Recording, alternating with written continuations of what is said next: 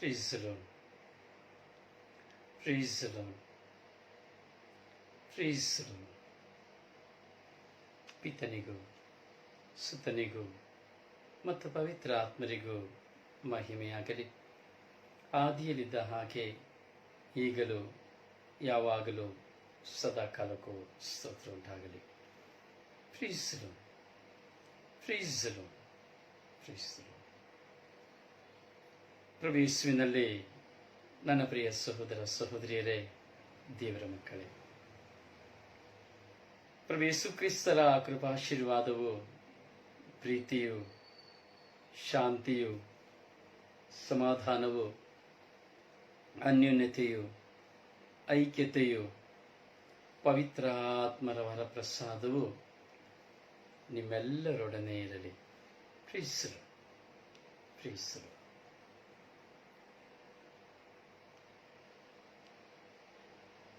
ಪ್ರಿಯರೇ, ಈ ಸುಂದರವಾದ ಸ್ವರ್ಗೀಯ ಮನ್ನದ ಸಮಯಕ್ಕೆ ನಿಮ್ಮೆಲ್ಲರನ್ನು ನನ್ನ ಆತ್ಮೀಯವಾಗಿ ಸ್ವಾಗತಿಸುತ್ತೇನೆ. ಪ್ರತಿ ದಿನದಲ್ಲಿ ದೇವರ ಸಾಮ್ರಾಜ್ಯವನ್ನು ಕುರಿತು ನಾವು ಧ್ಯಾನಿಸಲಿಕ್ಕೆ ಪವಿತ್ರ ಆತ್ಮರು ನಮಗೆ ಸಹಾಯವನ್ನು ಮಾಡ್ತಾ ಇದ್ದಾರೆ.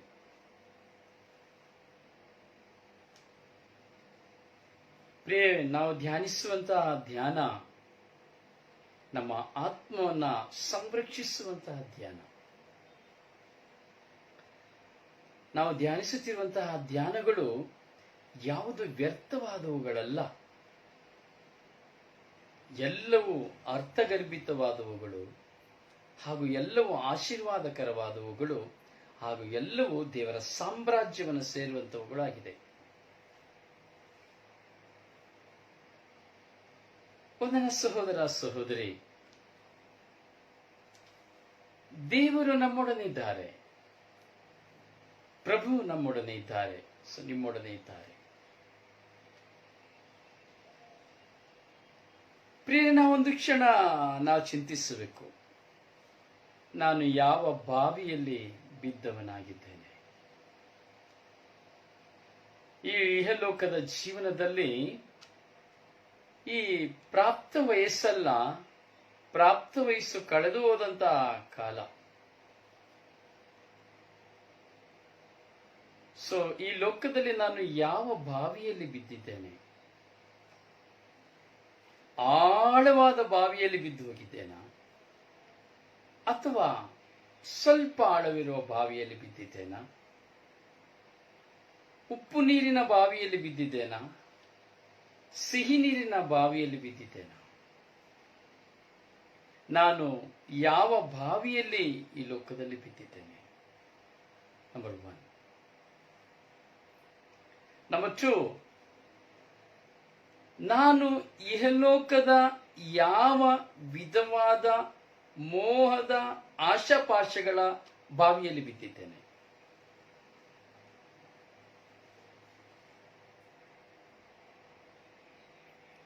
ತುಂಬಾ ಆಳವಾಗಿ ನಾವು ಧ್ಯಾನಿಸಬೇಕು.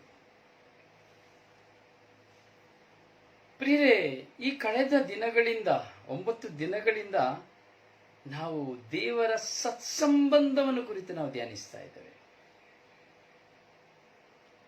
ರಿಲೇಶನ್ಶಿಪ್ ಆಫ್ ಗಾಡ್, ದೇವರ ಸತ್ಸಂಬಂಧವನ್ನು ಕುರಿತು, ದೇವರ ಒಡಂಬಡಿಕೆಯನ್ನು ಕುರಿತು ನಾವು ಧ್ಯಾನಿಸ್ತಾ ಇದ್ದೇವೆ. ಅಂದ್ರೆ ನನಗೂ ನನ್ನ ದೇವರಿಗಿರುವ ಸತ್ಸಂಬಂಧ, ನನಗೂ ನನ್ನ ದೇವರಿಗಿರುವಂತಹ ಒಡಂಬಡಿಕೆ.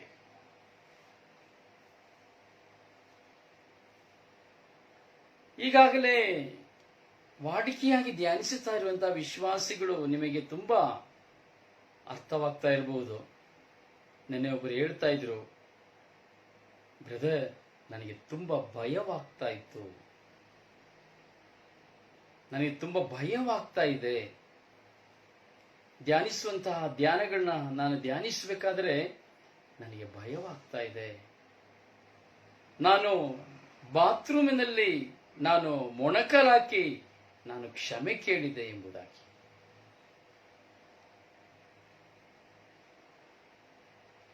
ಪ್ರಿಯರೇ, ಇಲ್ಲಿ ನಾವು ಚಿಂತಿಸತಕ್ಕದ್ದು ವಾಕ್ಯ ನನ್ನೊಳಗೆ ಎಷ್ಟರ ಮಟ್ಟಿಗೆ ಪ್ರವೇಶಿಸ್ತಾ ಇದೆ, ಈ ವಾಕ್ಯ ಎಷ್ಟರ ಮಟ್ಟಿಗೆ ನನ್ನನ್ನ ದೇವರ ಸತ್ಸಂಬಂಧದಲ್ಲಿ ಒಂದಾಗಿಸ್ತಾ ಇದೆ, ಈ ವಾಕ್ಯ ಎಷ್ಟರ ಮಟ್ಟಿಗೆ ನಾನು ದೇವರ ಸತ್ಸಂಬಂಧದಲ್ಲಿ ಇದ್ದೇನೆ ಅಥವಾ ದೇವರ ಸತ್ಸಂಬಂಧದಿಂದ ನಾನು ದೂರವಾಗಿದ್ದೇನೆ, ದೇವರ ಸತ್ಸಂಬಂಧದ ಮೂಲಕವಾಗಿ ನಾನು ಯಾವ ವಿಧವಾದ ಆಶೀರ್ವಾದವನ್ನು ಪಡೆದುಕೊಂಡಿದ್ದೇನೆ ಅಥವಾ ದೇವರ ಸತ್ಸಂಬಂಧವನ್ನ ಕಳೆದುಕೊಂಡು ನಾನು ಹೇಗೆ ಆಶೀರ್ವಾದವನ್ನ ಕಳೆದುಕೊಂಡಿದ್ದೇನೆ ಹಾಗೂ ಕಳೆದುಕೊಳ್ಳುತ್ತಾ ಇದ್ದೇನೆ ಎಂಬುವಂತಹ ಸಂದೇಶವನ್ನ ಪವಿತ್ರ ಆತ್ಮರು ವಾಕ್ಯದ ಮೂಲಕ ನಮಗೆ ಕಲಿಸಿಕೊಡ್ತಾ ಇದ್ದಾರೆ. ನಾನು ಹೇಳಿದೆ, ಈ ವಾಕ್ಯಗಳು ಯಾವುದು ಬ್ರದರ್ ರೋಸಾರಿಯೋ ವಾಕ್ಯಗಳಲ್ಲ. ಈವರೆಗೂ ನೀವು ಧ್ಯಾನಿಸಿಕೊಂಡು ಬಂದಿರುವಂತಹ ವಾಕ್ಯಗಳು ಯಾವುದು ಬ್ರದರ್ ರೋಸಾರಿಯೋ ವಾಕ್ಯಗಳಲ್ಲ. ಇದೆಲ್ಲವೂ ದೇವರ ವಾಕ್ಯಗಳು. ಅದರಲ್ಲೂ ಕಳೆದ ದಿನದಿಂದ ಧ್ಯಾನಿಸ್ತಾ ಇರುವಂತಹ ವಾಕ್ಯಗಳು ಸಂಪೂರ್ಣವಾಗಿ ಬ್ರದರ್ ರೋಸಾರಿಯೋದಲ್ಲ, ದೇವರ ವಾಕ್ಯಗಳೇ. ದೇವರ ಸತ್ಸಂಬಂಧಕ್ಕೆ ವಿರುದ್ಧವಾಗಿ, ದೇವರ ಸತ್ಸಂಬಂಧದಿಂದ ದೂರಾಗಿ, ದೇವರ ಒಡಂಬಡಿಕೆಯಿಂದ ದೂರಾಗಿ ಹೋಗುವಾಗ ನಾವು ಅನುಭವಿಸುವಂತಹ, ನಮ್ಮ ಮೇಲೆ ಎರಗುವಂತಹ ಕಾರ್ಯಗಳು, ಬೇಟೆಗಾರನ ಬಲೆಗೆ ಹೇಗೆ ಸಿಕ್ಕಿ ಬೀಳುತ್ತೇವೆ ಎಂಬುದನ್ನು ನಾವು ಧ್ಯಾನಿಸ್ತಾ ಇದ್ದೇವೆ. ಅಂದರೆ ಸತ್ಸಂಬಂಧ ದೇವರ ವಿಧೇಯತೆಯಿಂದ ದೂರ ಆದಾಗ ನನಗೆ ಸಂಭವಿಸುವಂಥದ್ದು.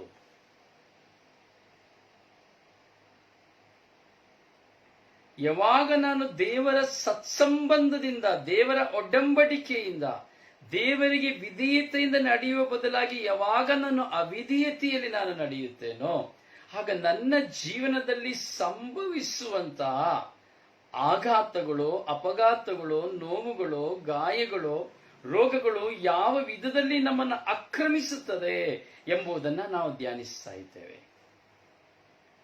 ಕೀರ್ತನೆಗಾರ 91ನೇ ಅಧ್ಯಾಯದಲ್ಲಿ ಹೇಳುತ್ತಾನೆ, ಬೇಟೆಗಾರನ ಬಲೆಯಿಂದ ನಾನು ನಿನ್ನನ್ನು ರಕ್ಷಿಸುವೆನು ಎಂಬುದಾಗಿ ದೇವರ ವಾಕ್ಯವಾಗಿ ಹೇಳ್ತಾ ಇದೆ.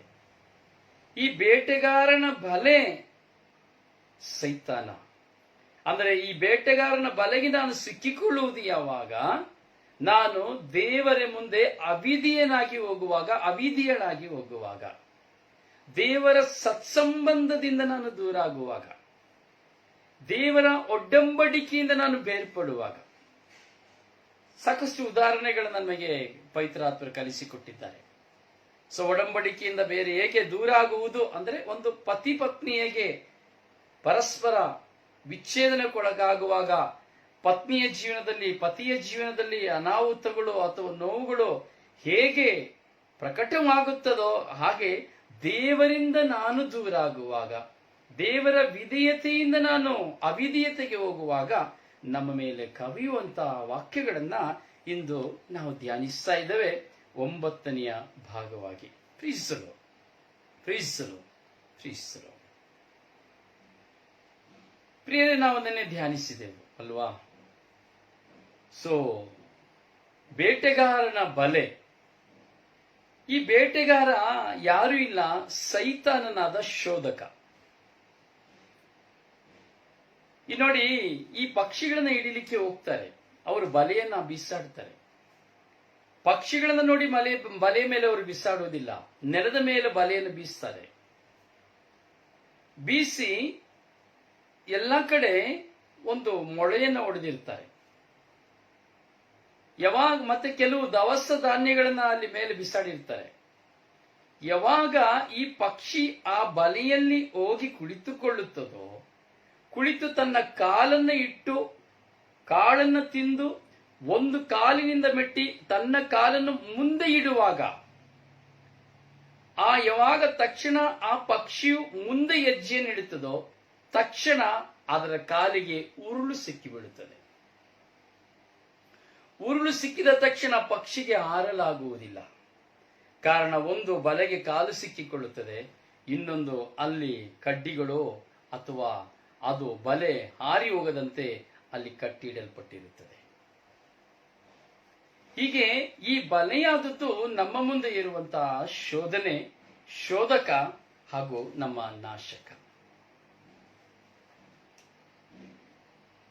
ಪ್ರಿಯರೇ, ಧರ್ಮೋಪದೇಶ ಕಾಂಡ 28ನೇ ಅಧ್ಯಾಯದಲ್ಲಿ 28ನೇ ವಾಕ್ಯ ನಿನ್ನೆ ನಾವು ಧ್ಯಾನಿಸಿದೆವು. ಪ್ರಿಯರೇ, ಅದೇ ಧರ್ಮೋಪದೇಶ ಕಾಂಡ 28ನೇ ಅಧ್ಯಾಯ 29ನೇ ವಾಕ್ಯವನ್ನು ನಾವು ಧ್ಯಾನಿಸಿ ಹೋಗ್ಬೇಕಾದ್ರೆ, ನಾನು ದೇವರ ಸತ್ಸಂಬಂಧದಿಂದ ಒಡಂಬಡಿಕೆಯಿಂದ ನಾನು ದೂರಾಗುವಾಗ ಕುರುಡರಂತೆ ನಡು ಮಧ್ಯಾಹ್ನದಲ್ಲಿ ಕತ್ತಲಾಗುವುದು. ನಡು ಮಧ್ಯಾಹ್ನವೂ ಸಹ ಕತ್ತಲಾಗಿ ಹೋಗುವುದು ನನ್ನ ಜೀವನ, ನಿಮ್ಮ ಜೀವನ ಎಂಬುದಾಗಿ ದೇವರ ವಾಕ್ಯ ಹೇಳ್ತಾ ಇದೆ.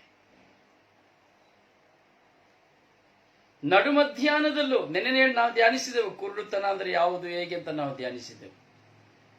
ಇಲ್ಲಿ ವಾಕ್ಯ ಹೇಳ್ತಾ ಇದೆ, 29ನೇ ವಾಕ್ಯ, ಕುರುಡರಂತೆ ಮಧ್ಯಾಹ್ನದಲ್ಲೂ ಕತ್ತಲಾಗುವುದು.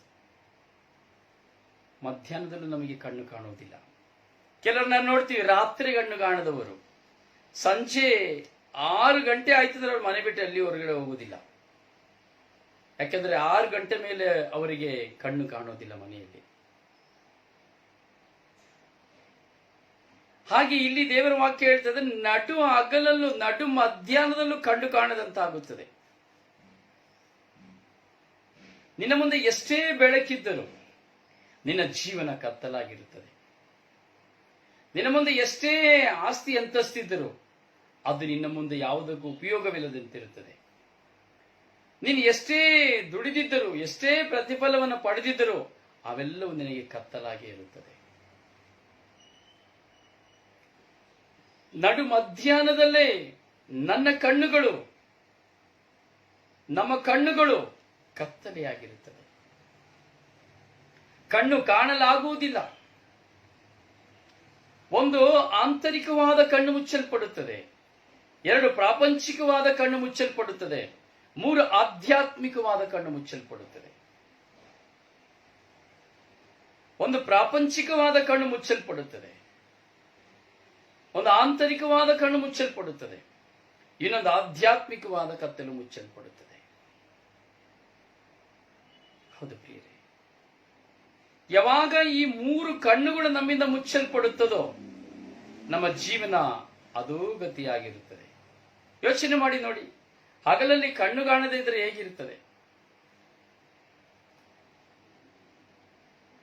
ಕಣ್ಣೇ ಕಾಣದಿಲ್ಲ, ಕುರುಡರನ್ನ ಕೇಳಬೇಕು ಕಣ್ಣು ಕಾಣದೇ ಇದ್ರೆ ಹೇಗಿದೆ ಅನ್ಬಿಟ್ಟು. ಒಂದು ಕುರುಡುತನದಲ್ಲಿರುವವನ ಮುಂದೆ ತೆಗೆದುಕೊಂಡು ಹೋಗಿ ಈ ಒಂದು ಹೂವನ್ನು, ಸುಂದರವಾಗಿ ಕಾಣುವ ಹೂವನ್ನು ತೆಗೆದುಕೊಂಡು ಹೋಗಿ ಕೊಟ್ರೆ ಅವನಿಗೆ ಯಾವ ಹೂವೆಂದು ಗೊತ್ತಾಗುವುದಿಲ್ಲ.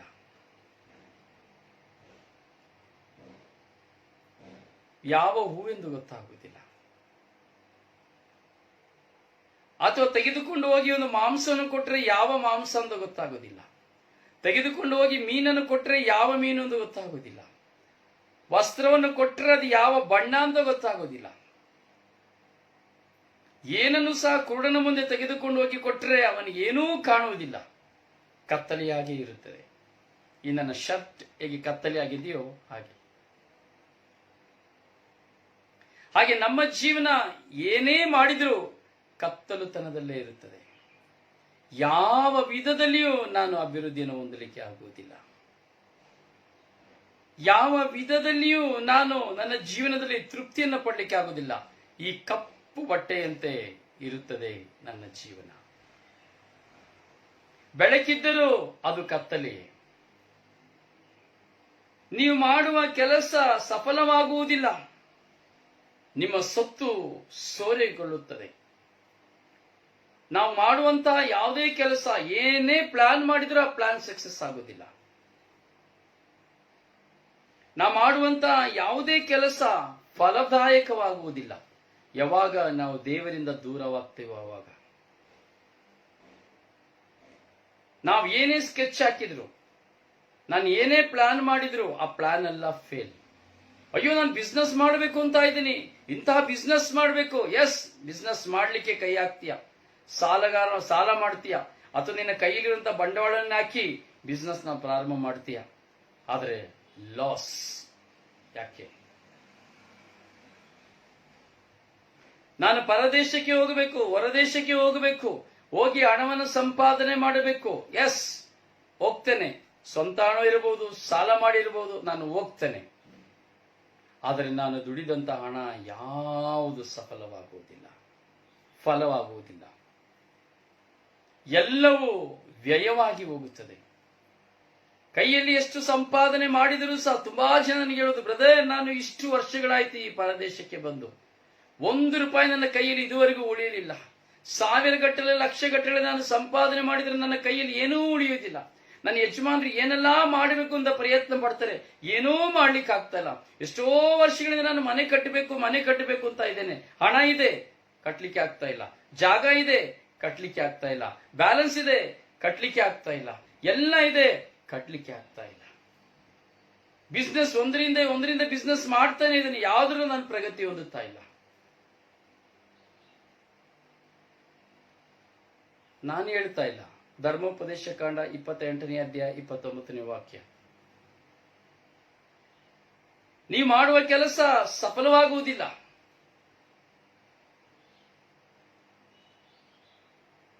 ನಿಮ್ಮ ಸೊತ್ತು ಸಹ ಸೋರೆಯಾಗಿ ಹೋಗ್ತದೆ. ಯಾರೋ ಕೊಳ್ಳೆ ಹೊಡೆದುಕೊಂಡು ಹೋಗ್ಬಿಡ್ತಾರೆ ಜೊತೆಯಲ್ಲಿ ಬಂದು. ಅಯ್ಯೋ, ಇವನು ನನ್ನ ತುಂಬಾ ಕ್ಲೋಸ್ ಫ್ರೆಂಡ್, ಇವಳು ನನ್ನ ತುಂಬಾ ಕ್ಲೋಸ್ ಫ್ರೆಂಡ್. ಈ ಕ್ಲೋಸ್ ಫ್ರೆಂಡ್ಗೆನೆ ಇರುವಂತ ಬಂಗಾರ ಎಲ್ಲ ಕೊಟ್ಟು ಬಿಡ್ತಾರೆ, ಇರುವಂತ ಹಣವೆಲ್ಲ ಕೊಟ್ಟು ಬಿಡ್ತಾರೆ. ನೀನ್ ಕೊಡು, ತೊಂದರೆ ಇಲ್ಲ, ನೀನ್ ಯಾವಾಗ ಬೇಕಾದ್ರೂ ಕೊಡು, ತೊಂದರೆ ಇಲ್ಲ, ನಿನ್ನ ಕಷ್ಟ ತೀರ್ಸ್ಕೊಂಡು ಕೊಡು, ತೊಂದರೆ ಇಲ್ಲ. ಇಟ್ಟಿದ್ದೇನೆ ಹಣ, ಇದೆ, ಎಷ್ಟು, 10 ಲಕ್ಷ ಬೇಕು, 20 ಲಕ್ಷ ಬೇಕು, ತಗೋ, ತೊಂದರೆ ಇಲ್ಲ, ನೀನ್ ತಗೋ.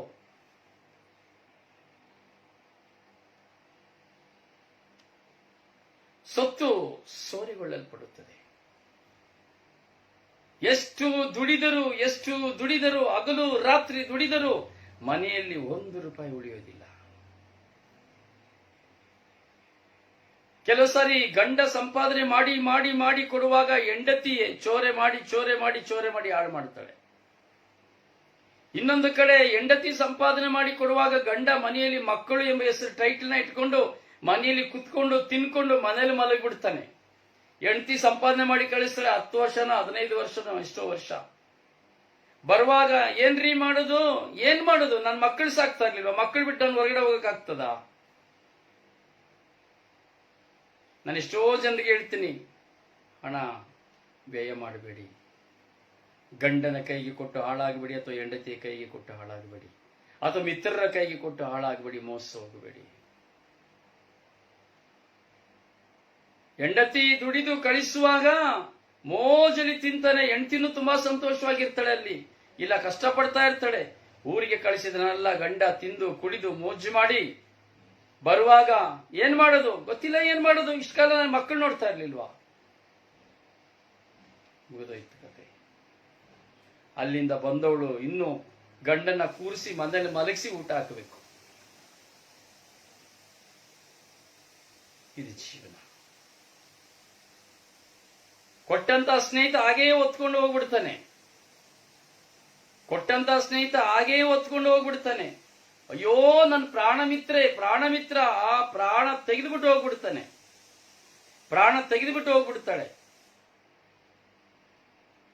ಹೌದು ಪ್ರಿಯರೇ, ಎಷ್ಟೋ ಜನ ಇವತ್ತರ ರಸ್ತೆಯಲ್ಲಿದ್ದಾರೆ. ನನಗೆ ತಿಳಿದ ಮಟ್ಟಿಗೆ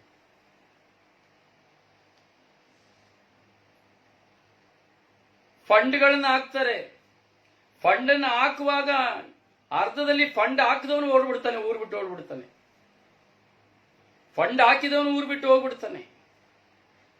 ಅಯ್ಯೋ, ನಾನು ಫಂಡ್ ಹಾಕಿದ್ದೆ, ಫಂಡ್ ಹೋಯ್ತಲ್ಲ, ಯಾಕೆ ಹೋಯ್ತಲ್ಲ?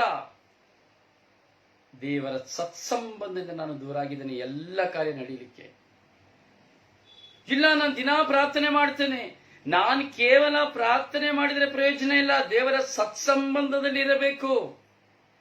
ದೇವರ ಒಡಂಬಡಿಕೆ ಅಂದ್ರೆ ದೇವರಿಗೆ ವಿಧಿಯನ್ನಾಗಿ ನಾನು ಜೀವಿಸಬೇಕು. ಬರೀ ಪ್ರಾರ್ಥನೆ ಮಾಡಿದ್ರೆ ದೇವರ ಸತ್ಸಂಬಂಧ ಅಲ್ಲ, ದೇವರಲ್ಲಿ ಒಡಂಬಡಿಕೆ ಅಲ್ಲ. ಚಿಕ್ಕ ಮಕ್ಕಳು ಮಾಡ್ತಾರೆ, ಮುದುಕರು ಮಾಡ್ತಾರೆ, ವಯಸ್ಕರು ಮಾಡ್ತಾರೆ, ನಾನು ಮಾಡ್ತೀನಿ, ನೀವು ಮಾಡ್ತೀವಿ, ಭಿಕ್ಷುಕರು ಮಾಡ್ತಾರೆ, ಎಲ್ಲರೂ ಮಾಡ್ತಾರೆ.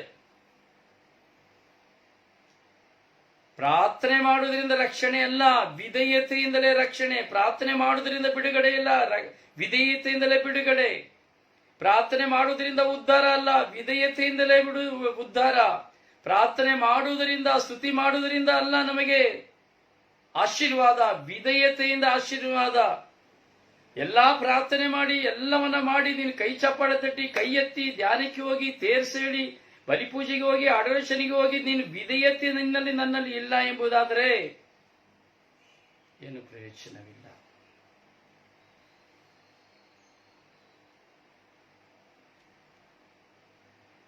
ಅಯ್ಯೋ, ಹಣ ಇದೆ, ಇಷ್ಟು ವರ್ಷ ಸಂಪಾದನೆ ಮಾಡಿದೀನಿ, ಅವನು ಫಂಡ್ ಎತ್ಕೊಂಡು ಹೋಗ್ಬಿಟ್ಟ. ಇನ್ನೊಂದು ಕಡೆ ನಾವು ನೋಡ್ತೇವೆ, ಬರೀ 3% ಇಂಟ್ರೆಸ್ಟ್ ಕೊಡ್ತಾರಂತೆ. ನನಗೆ 3% ಸಾಕು, ಇಲ್ಲ 2% ಸಾಕು ಇಂಟ್ರೆಸ್ಟ್, ತೊಂದರೆ ಇಲ್ಲ. ಅಯ್ಯೋ, ಕೊಡಿ, ತಗೊಳ್ಳಿ, ನನ್ನ ಹತ್ರ 30-40 ಲಕ್ಷ ಇದೆ, ತಗೊಳ್ಳಿ. ಮೊದಲನೇ ತಿಂಗಳು ಇಂಟ್ರೆಸ್ಟ್, 2ನೇ ತಿಂಗಳು ಇಂಟ್ರೆಸ್ಟ್, 3ನೇ ತಿಂಗಳು ಇಂಟ್ರೆಸ್ಟ್, 4ನೇ ತಿಂಗಳಿಗೆ ಕೊರೋನಾ, 6ನೇ ತಿಂಗಳಿಗೆ ಬರೋಣ, 1 ವರ್ಷ ಆಗುವಾಗ ಬರಲ್ಲ. ಅವನು ಊರು ಬಿಟ್ಟು ಹೋಗ್ಬಿಡ್ತಾನೆ, ಅವಳು ಊರು ಬಿಟ್ಟು ಹೋಗ್ಬಿಡ್ತಾಳೆ ತಗೊಂಡವಳು.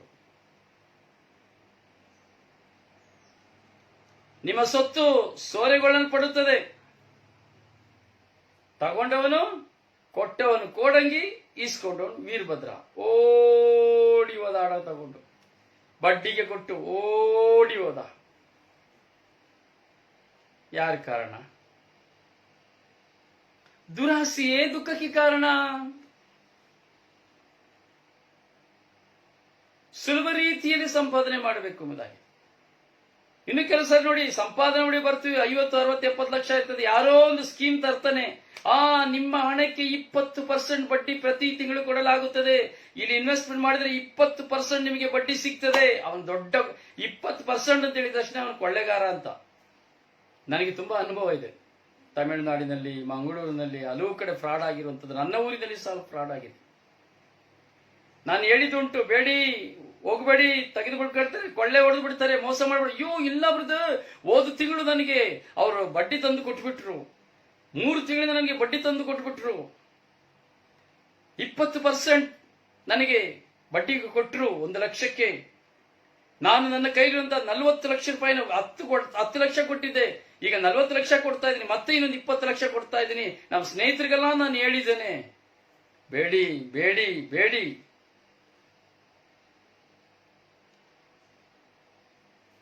ಕೊಟ್ಟರು 20% ಇಂಟ್ರೆಸ್ಟ್ ಅಲ್ಲ, ಕೊಟ್ಟ ಹಣದಲ್ಲಿ 20% ಬರಲಿಲ್ಲ. ಕಂಪನಿ ಡಮಾರ್, ಓಡಿ ಹೋದ ಫ್ರಾಡ್ ಕಂಪನಿ. ಒಂದು ವ್ಯಕ್ತಿ 100ಕ್ಕೆ 20% ಕೊಡಕ್ ಸಾಧ್ಯನಾ? ನೋಡಿರ್ಬೋದು ನೀವು ಟಿವಿಲೆಲ್ಲ.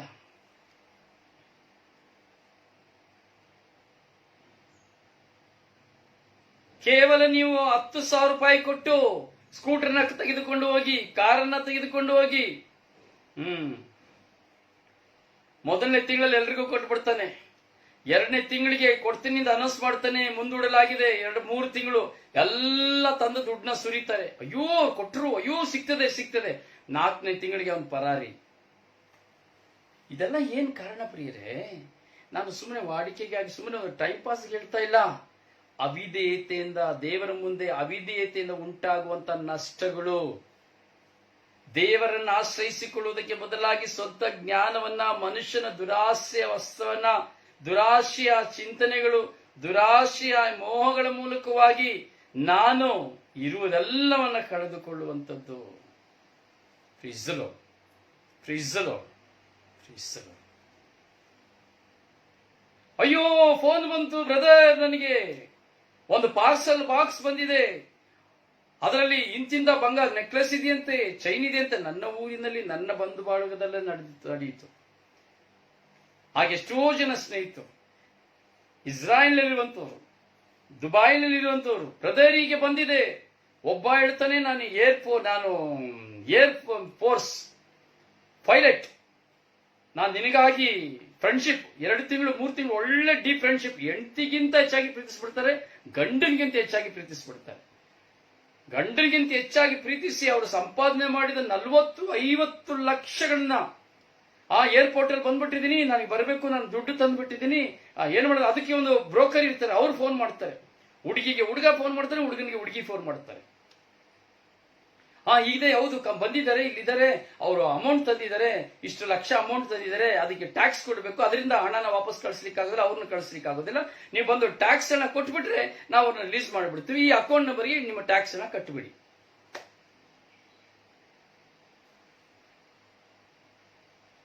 4 ಜನ ಇಸ್ರಾಯೇಲಿಂದ ಇಂಡಿಯಾಕ್ಕೆ ಬಂದು, ಒಬ್ಬ ಡಾಕ್ಟರ್ ಎಂಬುದಕ್ಕಾಗಿ, ಒಬ್ಬ ಪೈಲಟ್ ಎಂಬುದಕ್ಕಾಗಿ, ಒಬ್ಬ ದೊಡ್ಡ ಬಿಸ್ನೆಸ್ ಮ್ಯಾಗ್ನೆಟ್ ಎಂಬುದಕ್ಕಾಗಿ, ಈಗ 4 ಜನ ಮೋಸ ಮಾಡುವಾಗ ಇಸ್ರಾಯೇಲ್ನಲ್ಲಿ ಕೆಲಸ ಮಾಡ್ತಾ ಇದ್ದಂತಹ ಹೆಣ್ಣು ಮಕ್ಕಳು ಇಂಡಿಯಾಕ್ಕೆ ಬಂದು ಅವರ ಅಕೌಂಟ್ ಇರುವಂತಹ ಹಣನ ಅವರಿಗೆ ಕಳಿಸಿ ಕೊಟ್ಬಿಟ್ಟು 1 ವಾರ ಅದು ಬರಲಿಲ್ಲ ಅಂತ ನನಗೆ ಫೋನ್ ಮಾಡ್ತಾರೆ.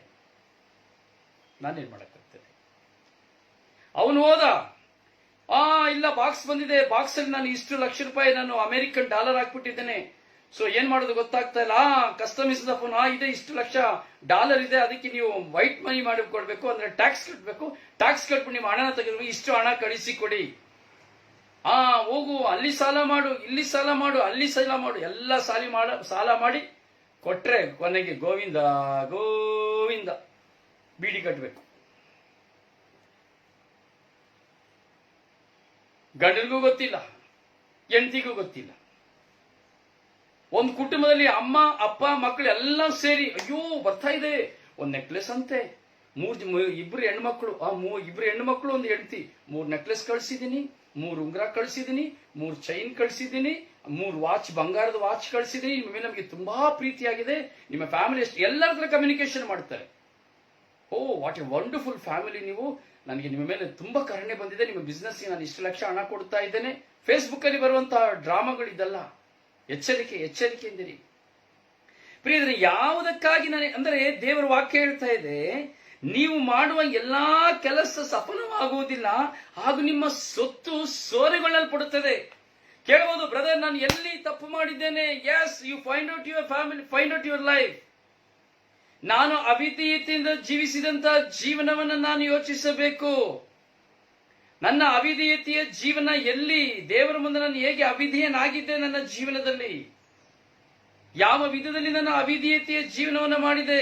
ಒಂದು ಹೆಣ್ಣು ಆಗಬಹುದು, ಒಂದು ಗಂಡ ಆಗಬಹುದು, ನಾನಾಗಬಹುದು, ನೀವು ಆಗಬಹುದು.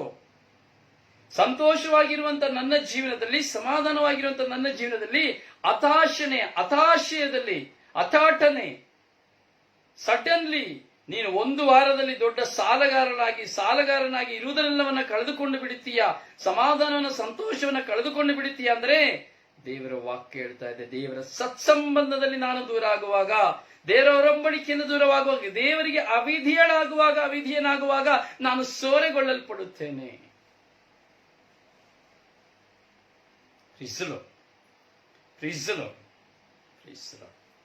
ಕೇಳ್ತಾ ಇದ್ದೀರಾ? ನಿದ್ರೆ ಮಾಡ್ಬಿಟ್ಟಿದ್ದೀರಾ? ಬೋರ್ ಆಗ್ತಾ ಇದೆಯಾ?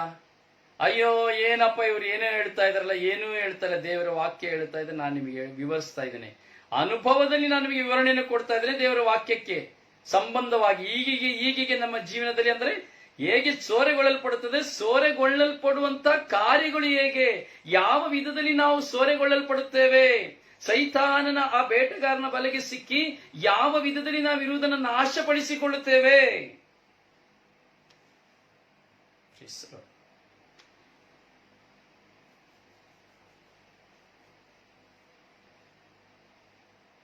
ಊರ್ ಬಿಟ್ಟು ಹೋಗ್ತಾ ಇದ್ದೀನಿ, ನಾನು ಬಂಗಾರ ಎಲ್ಲ ನೀವು ಇಟ್ಕೊಂಡಿರಿ, ನಾನು ಬಂದ ಮೇಲೆ ತಗೊಳ್ತೀನಿ. ಬಂದ ಮೇಲೆ ಬಂಗಾರ ಕೊಟ್ಟವರು ಇಲ್ಲ. ಏನೂ ಇಲ್ಲದವರಾಗಿ ನಾನು ಪರದೇಶಕ್ಕೆ ಕೆಲಸಕ್ಕೆ ಹೋಗ್ತೇನೆ. ಅಲ್ಲಿ ಹೋಗುವಾಗ ದೇವರು ನನ್ನನ್ನು ಆಶೀರ್ವದಿಸಿ ಸಾಕಷ್ಟು ನನಗೆ ಕೊಡ್ತಾರೆ, ಆದರೆ ಅದು ನನ್ನ ಕೈಯಲ್ಲಿ ಉಳಿಯುವುದಿಲ್ಲ, ನಾಶವಾಗಿ ಹೋಗ್ತದೆ. ಯಾಕಂದ್ರೆ ನಾನು ಇಲ್ಲಿ ಇರುವ ತನಕ ಚೆನ್ನಾಗಿರ್ತಾನೆ, ಒಳ್ಳೆತನದಲ್ಲಿ ಇರ್ತಾನೆ, ವಿಧೇಯತೆಯಿಂದ ಇರ್ತಾನೆ, ಭಯಭಕ್ತಿಯಿಂದ ಇರ್ತಾನೆ. ಪರದೇಶಕ್ಕೆ ಹೋಗುವಾಗ, ಪರ ಊರಿಗೆ ಹೋಗುವಾಗ, ಅಯ್ಯೋ ದೇವರು, ಜೇಸು ಅಲನಿಯ ಜೇಸು, ಅಪ್ಪ ಸ್ತೋತ್ರ, ಯೇಸುವೇ ಸ್ತೋತ್ರ, ನಾನು ಏನು ಮಾಡೋದಿಲ್ಲಪ್ಪ, ನಾನು ತುಂಬಾ ಚೆನ್ನಾಗಿ. ನಾನು ಹೇಳ್ತೇನೆ ಹೋಗೋರೆಲ್ಲರೂ, ಹೋಗಿ ಪಾಪ ಜೀವನ ಮಾಡಬೇಡಿ. ಇಲ್ಲ ಬ್ರದರ್, ನಾನು ಯಾವತ್ತೂ ಆಗಿ ಮಾಡೋದಿಲ್ಲ ಬ್ರದರ್. ಹೋಗಿ 3 ತಿಂಗಳಾಯ್ತು, 4 ತಿಂಗಳಾಯ್ತು, 5 ತಿಂಗಳಾಯ್ತು, ಕಟ್ ಫೋನು ಕಟ್, ಎಲ್ಲ ಕಟ್. ಯಾಕೆ ಕಟ್ ಗೊತ್ತಿಲ್ಲ. ಆಮೇಲೆ ಫ್ರೆಂಡ್ನ ಕೇಳಿದ್ರೆ, ಅಯ್ಯೋ ಬ್ರದರ್, ಆ ಯಮ್ಮ ಯಾರೋ ಇನ್ನೊಬ್ಬನ ಜೊತೆ ಇದ್ದಾರೆ, ಅವನು ಇನ್ನೊಬ್ಬನ ಜೊತೆ ಇದ್ದಾರೆ. ಅಲ್ಲಿ ಹೋಗಿದ ತಕ್ಷಣ ಅಲ್ಲಿ ಯಾರನ್ನೋ ಇಟ್ಕೊಂಡು ಇರೋದೆಲ್ಲ ಡಮಾರ್. ಇನ್ನೊಬ್ಬರನ್ನ ಇಟ್ಕೊಂಡು ಇನ್ನೊಬ್ಬನ ಬಾಯಿಗೆ ಸಂಪಾದನೆ ಮಾಡಿದೆಲ್ಲ ಅವನ ಬಾಯಿಗೆ ಹಾಕಿ ಭಿಕ್ಷುಕ. ದೊಡ್ಡ ದೊಡ್ಡ ಮನೆಯನ್ನು ಕಟ್ಸ್ಕೊಡ್ತಾಳೆ ಯಾವಳಿಗೋ. ಸ್ವಂತ ಹೆಂಡತಿಗೆ 3 ಗೇಣಿಲ್ಲ, ಮಕ್ಕಳಿಗೆ 3 ಗೇಣಿಲ್ಲ ಯಾವಳಿಗೋ. ಸ್ವಂತ ಮಗನಿಗೆ ಇಲ್ಲ, ಹೆಂಡತಿ ಯಾವನ್ಯಾವನಿಗೋ ಮನೆ ಕಟ್ಸ್ಕೊಡ್ತಾಳೆ, ಯಾವನ್ಯಾವನಿಗೋ ಏನೇನೋ ಕೊಡ್ತಾಳೆ. ಪ್ರಿಯ, ನಾನು ಹೇಳ್ತಾರೆ, ಸುಮ್ಮನೆ ಯೋಚನೆ ಮಾಡಬೇಕು. ನಿಮ್ಮ ವೈಯಕ್ತಿಕ ಜೀವನದಲ್ಲಿ, ನಿಮ್ಮ ಕುಟುಂಬಗಳಲ್ಲಿ, ನಿಮ್ಮ ನೆರೆಹೊರೆಯಲ್ಲಿ ಈ ಸಂಭವಗಳನ್ನು ನೀವು ನೋಡಬೇಕು. ಅಥವಾ ನಮ್ಮ ಜೀವನವನ್ನ ನಾವು ಪರಿಶೀಲಿಸಿಕೊಳ್ಳಬೇಕು. ಅದು ನಾನು, ನೀವು, ಯಾರೇ ಆಗಿರ್ಬೋದು. ಇಲ್ಲಿ ನೋ ಕನ್ಸೆಷನ್. ಧ್ಯಾನಕ್ಕೆ ಕೇಳಲಿಕ್ಕೆ ಯಾರು ಬರೋದಿಲ್ಲ, ಏನ್ ಮಾಡೋದಪ್ಪ. ಎಲ್ಲರೂ ಹೇಳ್ತಾರೆ, ಬ್ರದರ್ ಒಂದು 10 ಮಿನಿಟ್ಸ್ ಕೊಡಿ ಸ್ವಾಮಿ, word of God. 10 to 15 minutes ಕೊಡಿ. ಎಲ್ಲರೂ ಕೇಳ್ತಾರೆ. ನೀವು 1 ಗಂಟೆ ಕೊಡೋದ್ರಿಂದ ಯಾರೂ ಕೇಳೋದಿಲ್ಲ. ಏನಪ್ಪ 15 ನಿಮಿಷ ನಾನು ಕೊಡೋದು? ಅದಕ್ಕೆ ಈಗ ನಾನು ಪ್ಲಾನ್ ಮಾಡಿದ್ದೇನೆ, ಈ 1 ಗಂಟೆ ಧ್ಯಾನನ 15 ನಿಮಿಷ ಕೋಳಿ ಕಾಲ್ ತೆಗ್ದಂಗೆ, ಕೋಳಿ ತಲೆ ತೆಗ್ದಂಗೆ, ಕೋಳಿ ಪುಕ್ಕ ತೆಗ್ದಂಗೆ ಕಟ್ ಮಾಡಿ ಕೊಟ್ಬಿಡೋಣ ಅಂತೇಳಿ. ನನಗಂತೂ 15 ನಿಮಿಷ ಕೊಡಕ್ಕಾಗೋದಿಲ್ಲ, 1 ಗಂಟೆ ಕೊಡ್ತೇನೆ. ಅದನ್ನ ಕೈ ತೆಗೆದು ಕೋಳಿ ತಲೆ ತೆಗೆದಂಗೆ, ಕೈ ತೆಗೆದಂಗೆ, ಹೊಟ್ಟೆ ತೆಗೆದಂಗೆ ಸಪರೇಟ್ ಮಾಡಿ ಕೊಡ್ಬೇಕಷ್ಟೇ 15 ನಿಮಿಷ. ಇನ್ನೇನು ಮಾಡಕ್ಕಾಗೋದಿಲ್ಲ. ಅದೇ ಪಟ್ಟಂಗ ಮೊಬೈಲ್ ಕೊಟ್ಬಿಡಿ ಕೈಯಲ್ಲಿ, ಅಮ್ಮ 2 ಗಂಟೆ ಆದರೂ ಕಾಣೋದಿಲ್ಲ, 3 ಗಂಟೆ ಆದರೂ ಕಾಣೋದಿಲ್ಲ. ಟಿವಿ ಮೇಲೆ ಟಿವಿ, ಪ್ರೋಗ್ರಾಮ್ ಮೇಲೆ ಪ್ರೋಗ್ರಾಮ್, ಮಾತು ಮೇಲೆ ಮಾತು, ಕಮಿಷನ್ ಮೇಲೆ ಕಮಿಷನ್. ಎಂತ ಪಟ್ಟಂಗ, ಎಂತ ಪ್ರೋಗ್ರಾಮ್ಗಳು. ಮೊಬೈಲ್ ನೋಡಿ, ಅಯ್ಯೋ ಇಷ್ಟು ಬೇಗನೆ ಟೈಮ್ ಆಗೋಯ್ತಾ, ಅವಾಗಲೂ 3 ಅವರ್ಸ್ ಆಗೋಯ್ತಾ. ಒಂದು ದಿನಕ್ಕೆ 3 ಅವರ್ಸ್ ಅಲ್ಲ, 13 ಅವರ್ಸ್ ಮೊಬೈಲ್ ಮುಂದೆ ಇರ್ತೀನಿ. ದೇವರ ವಾಕ್ಯ 1 ಗಂಟೆ ಕೇಳಬೇಕಾದ್ರೆ ಮೈಯಲ್ಲಿ ಎಲ್ಲ ಕಡೆ ಕೆಡ್ತಾ ಬಂದ್ಬಿಡ್ತದೆ, ಕೋತಿ ಕೆಡ್ತಾ ಬಂದಾಗೆ. ಅಯ್ಯೋ ಆಗೋದಿಲ್ಲಪ್ಪ, ನೋ ಟೈಮ್. ವಿಚಿತ್ರ ಮೃಗಗಳು. ಇನ್ನಕ್ಕೆಲ್ಲ ನೋಡ್ಬೇಕು. ಬ್ರದರ್, ನಾನು ವರ್ಡ್ ಆಫ್ ಗಾಡ್ ಕೇಳಿದೆ ಬ್ರದರ್. ಬಂದು ಹಾಯ್ ಅಂತ ಹಾಕ್ಬಿಟ್ಟು ಪ್ರೈಸ್ ಹಾಕ್ಬಿಟ್ಟು ಹೋಗ್ಬಿಟ್ರೆ ಮುಗ್ದೋಯ್ತು ಕತೆ. ನಾನು ಅಟೆಂಡ್ ಆಗಿದ್ದೆ ಅಂತ ಹೇಳ್ಬಿಟ್ಟು ಅವರು ದೇವರ ಮೊದಲನೇದಾಗಿ ಹೇಳ್ತಾ ಇದ್ದೀನಿ, ಕೇಳಿ ಪ್ರಿಯರೇ, ದೇವರ ವಾಕ್ಯಕ್ಕೆ ಕಿವಿಗೊಡುವುದೇ ಮೊದಲನೆಯ ವಿಧೇಯತೆ. ದೇವರ ವಾಕ್ಯವೆಂದೇ ಪರಿಗಣಿಸಬೇಕು.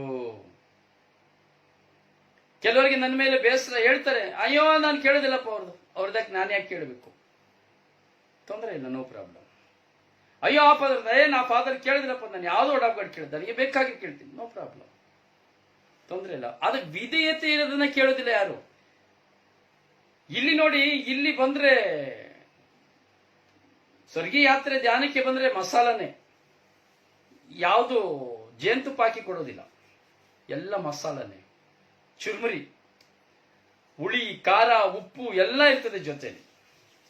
ತಿನ್ನಕ್ಕೆ ರೆಡಿ ಇರಬೇಕು. ತಿಂದ್ಬಿಟ್ರೆ ಒಂದು ಪಕ್ಷ ನಿಮ್ಮ ಬಾಯಿ ರುಚಿಯಾಗಿರ್ತದೆ. ಒಮ್ಮೆ ತಿಂದ್ಬಿಟ್ಟು ನೀವು ರುಚಿ ನೋಡ್ಬಿಟ್ರೆ ಆಹಾ ಸೂಪರ್ ಆಗಿದೆ ಅಂತೀರಿ, ಇಲ್ಲಾಂದ್ರೆ ಆಗೋದಿಲ್ಲ. ಹೀಗೆ ದೇವರು ನಮ್ಮಿಂದ ವಿಧೇಯತೆಗೆ ನಾವು ಹೋಗುವಾಗ, ದೇವರಿಂದ ಅವಿಧೇಯತೆಗೆ ಹೋಗುವಾಗ ಸೂರೆಗೊಳ್ಳಲ್ಪಡ್ತೇವೆ, ಹಾಗೂ ನಮ್ಮ ಕೆಲಸಗಳು ಸಫಲವಾಗುವುದಿಲ್ಲ. ಅಯ್ಯೋ ನನ್ನ ಮಗ ಯಾಕೆ ಉದ್ಧಾರ ಆಗ್ತಾ ಇಲ್ಲ, ಅಯ್ಯೋ ನನ್ನ ಮಗಳ ಜೀವನ ಯಾಕೆ ಉದ್ಧಾರ ಆಗ್ತಾ ಇಲ್ಲ, ಯಾಕೆ ಹೀಗೆ ಮಾಡ್ತಾ ಇದ್ದಾರೆ? ನೀನ್ ಬಿತ್ತಿದಂತಹ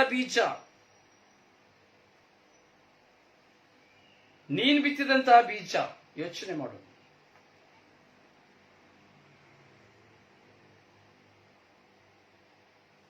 ಧರ್ಮೋಪದೇಶ ಕಾಂಡ 28ನೇ ಅಧ್ಯಾಯ 30ನೇ ವಾಕ್ಯವನ್ನು ನೋಡುವಾಗ ನಿಮಗೆ ಗೊತ್ತಿಲ್ಲ ಹೇಗೆ ಅನಿಸ್ತದೋ ಅಂತೇಳಿ. ಧರ್ಮೋಪದೇಶ ಕಾಂಡ 28ನೇ ಅಧ್ಯಾಯ 30ನೇ ವಾಕ್ಯ. ಹೃದಯನ ಗಟ್ಟಿಯಾಗಿಟ್ಕೊಳ್ಬೇಕು,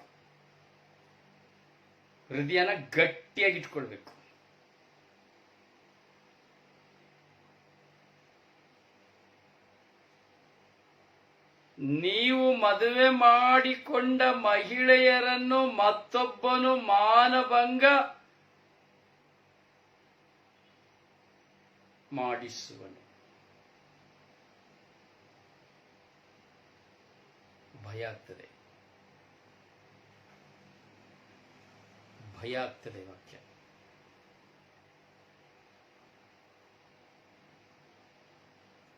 ನೀವು ಮದುವೆ ಮಾಡಿಕೊಂಡ ಮಹಿಳೆಯನ್ನು, ಅಂದ್ರೆ ನೀವು ಮದುವೆ ಮಾಡಿಕೊಂಡ ಹೆಂಡತಿಯನ್ನು ಮತ್ತೊಬ್ಬ ಇಟ್ಕೊಳ್ತಾನೆ.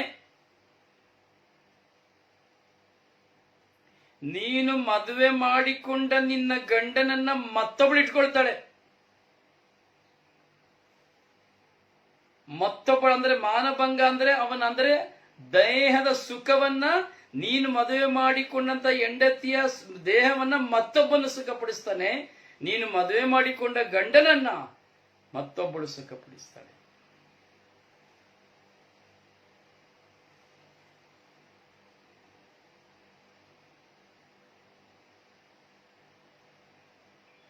ತುಂಬಾ ಯೋಚನೆ ಮಾಡಬೇಕು. ಈ ಮಾತನ್ನ ನಾವು ತುಂಬಾ ಯೋಚನೆ ಮಾಡಬೇಕು. ತುಂಬಾ ಪ್ರಶ್ನೆಗಳು ಬರ್ತದೆ ಈ ವಾಕ್ಯದ ಮುಂದೆ, ತುಂಬಾ ಪ್ರಶ್ನೆಗಳು ಬರ್ತದೆ. ನಾನು ಹೀಗೆಲ್ಲ, ನಾನೇನು ಮಾಡಿಲ್ಲಲ್ಲ, ನನ್ನ ಜೀವನದಲ್ಲಿ ಯಾಕೆ ನನ್ನ ಗಂಡ, ನನ್ನ ಜೀವನದಲ್ಲಿ ಯಾಕೆ ನನ್ನ ಹೆಂಡತಿ?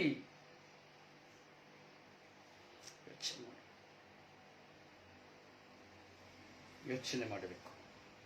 ದೇವರಿಗೆ ಅವಿಧೇಯನಾಗಿ ಹೋಗುವಾಗ, ದೇವರ ಸತ್ಸಂಬಂಧದಿಂದ ಬೇರ್ಪಡುವಾಗ, ದೇವರ ಒಡ್ಡಂಬಡಿಕೆಯಿಂದ ಬೇರ್ಪಡುವಾಗ,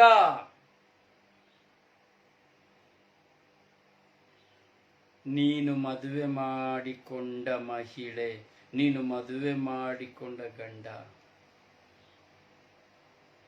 ಮತ್ತೊಬ್ಬನು ಮಾನಭಂಗಪಡಿಸುವನು.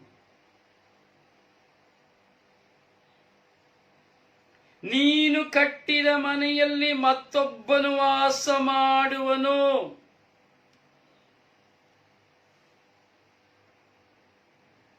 ನೀನು ಕಟ್ಟಿದ ಮನೆಯಲ್ಲಿ ಮತ್ತೊಬ್ಬನು ವಾಸ ಮಾಡುವನು. ನೀನು ಮದುವೆ ಮಾಡಿಕೊಂಡ ಹೆಂಡತಿಯನ್ನು ಮತ್ತೊಬ್ಬನು ಮಾನಭಂಗ ಮಾಡುವನು. ನೀನು ಮನೆ ಮಾಡಿ ಮನೆ ಕಟ್ಟಿ ಹೋಗ್ಬಿಟ್ಟೆ ಕಣಪ್ಪ. ದೂರ ದೇಶದಿಂದ ಬಂದು ಮನೆ ಮಾಡಿ ಮನೆ ಕಟ್ಟಿ ಹೋಗ್ಬಿಟ್ಟೆ ಸಹೋದರ. ದೂರದ ದೇಶಕ್ಕೆ ಹೋಗಿ ನೀನು ಮನೆ ಮಾಡಿ ಮನೆ ಕಟ್ಟಿ ಕೊಟ್ಬಿಟ್ಟೆ ನನ್ನ ಸಹೋದರಿ. ನೀನು ಮನೆ ಕಟ್ಟಿ ಕೊಟ್ಟ ನಿನ್ನ ಮನೆಯಲ್ಲಿ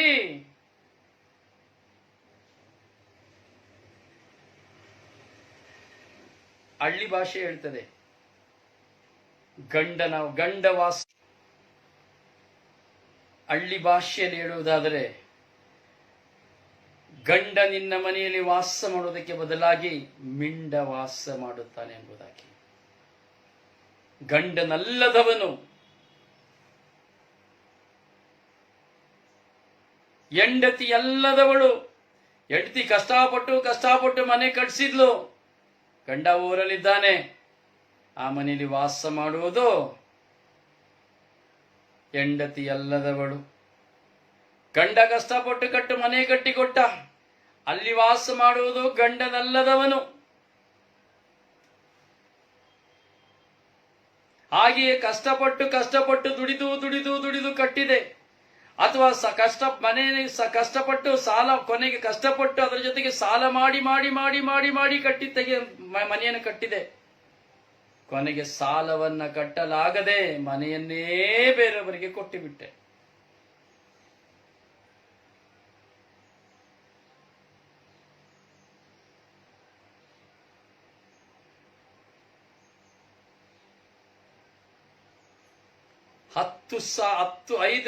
ಒಂದು ಮನೆ ಕಟ್ಟಲಿಕ್ಕೆ 20 ಲಕ್ಷ ಬೇಕು, 25 ಲಕ್ಷ ಬೇಕು. ಕೇವಲ ಕೈಯಲ್ಲಿ 5 ಲಕ್ಷ ತಗೊಂಡು 30 ಲಕ್ಷ ರೂಪಾಯಿ ಮನೆ ಕಟ್ತಾನೆ ಅಜ್ಞಾನದಿಂದ. ಕೇಳಿದ್ರೆ ದೇವರ ಹತ್ರ, ಅಯ್ಯೋ ದೇವರ ಹತ್ರ ಅಲ್ಲಿ ದೇವಸ್ಥಾನ, ಈ ಪುಣ್ಯಕ್ಷೇತ್ರ, ಆ ಪುಣ್ಯಕ್ಷೇತ್ರ, ಅಂತೋಣಿಯವರಂತೆ, ಅವರಂತೆ, ಇವರಂತೆ ಹೋಗಿ ಸಾಲ ಕೇಳಬೇಕಾದ್ರೆ ಸಾಲ ಕೊಟ್ಟಾಗಲೂ ದೇವರಿಗೆ ಸ್ತೋತ್ರ.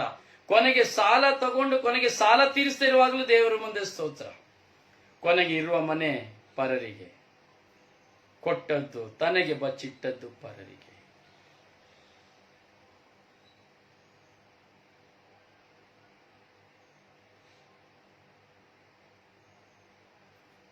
ಒಂದು ಕಡೆಯಿಂದ ನೋಡ್ಕೊಂಡು ಬನ್ನಿ. ಪರ ಪುರುಷನ ಪತ್ನಿಯನ್ನ ಎಷ್ಟು ಜನ ಅನುಭವಿಸ್ತಾ ಇದ್ದಾರೆ? ಪರ ಸ್ತ್ರೀಯ ಪುರುಷನನ್ನ, ಪರಗಂಡನ ಹೆಂಡತಿಯ ಗಂಡನನ್ನ ಎಷ್ಟು ಜನ ಉಪಯೋಗಿಸ್ತಾ ಇದ್ದಾರೆ ಎಂಬುದನ್ನು ನೋಡಿಕೊಂಡು ಬನ್ನಿ. ಅವಿಧೇಯತೆ, ಒಡಂಬಡಿಕೆ, ಒಂದು ದೇವರ ಸತ್ಸಂಬಂಧದ ಒಡಂಬಡಿಕೆ, ಇನ್ನೊಂದು ದೇವರ ಮುಂದೆ ಪತಿ ಪತ್ನಿಯಾಗಿ ಜೀವಿಸಿದಂತ ಒಡಂಬಡಿಕೆಗೆ ಅವಿಧೇಯತೆ. ಗಂಡ ಒಂದೇ ಊರಲ್ಲಿ ಕೆಲಸ ಮಾಡ್ತಾನೆ, ಒಂದೇ ದೇಶದಲ್ಲಿ ಕೆಲಸ ಮಾಡ್ತಾನೆ, ಹೆಂಡತಿ ಗಂಡನ ಎದುರುಗಡೆ ಇಬ್ಬರ ಜೊತೆ ಇರ್ತಾಳೆ, ಗಂಡ ಹೆಂಡತಿ ಎದುರುಗಡೆ 6 ಜನರ ಜೊತೆ ಇರ್ತಾನೆ. ಆ ದೇಶ ಇದೆ, ನಿಮ್ಮೆಲ್ಲರಿಗೂ ಗೊತ್ತು ಯಾವ ದೇಶ ಅನ್ಬಿಟ್ಟು. ಇವತ್ತು ನೋಟಿಫಿಕೇಶನ್ ಆಫ್ ದಿ ದೇಶ ಅಂತಾನೆ ಹೇಳ್ಬಹುದು. ಬೇರೆ ಯಾವ ದೇಶ ಇಲ್ಲ, ಇಸ್ರಾಯೇಲ್ ದೇಶ. ಪ್ರಭು ಯೇಸು ಜನಿಸಿ ಜೀವಿಸಿ ಮರಣ ಹೊಂದಿದಂತಹ ಪವಿತ್ರವಾದ ಪುಣ್ಯ ಭೂಮಿ.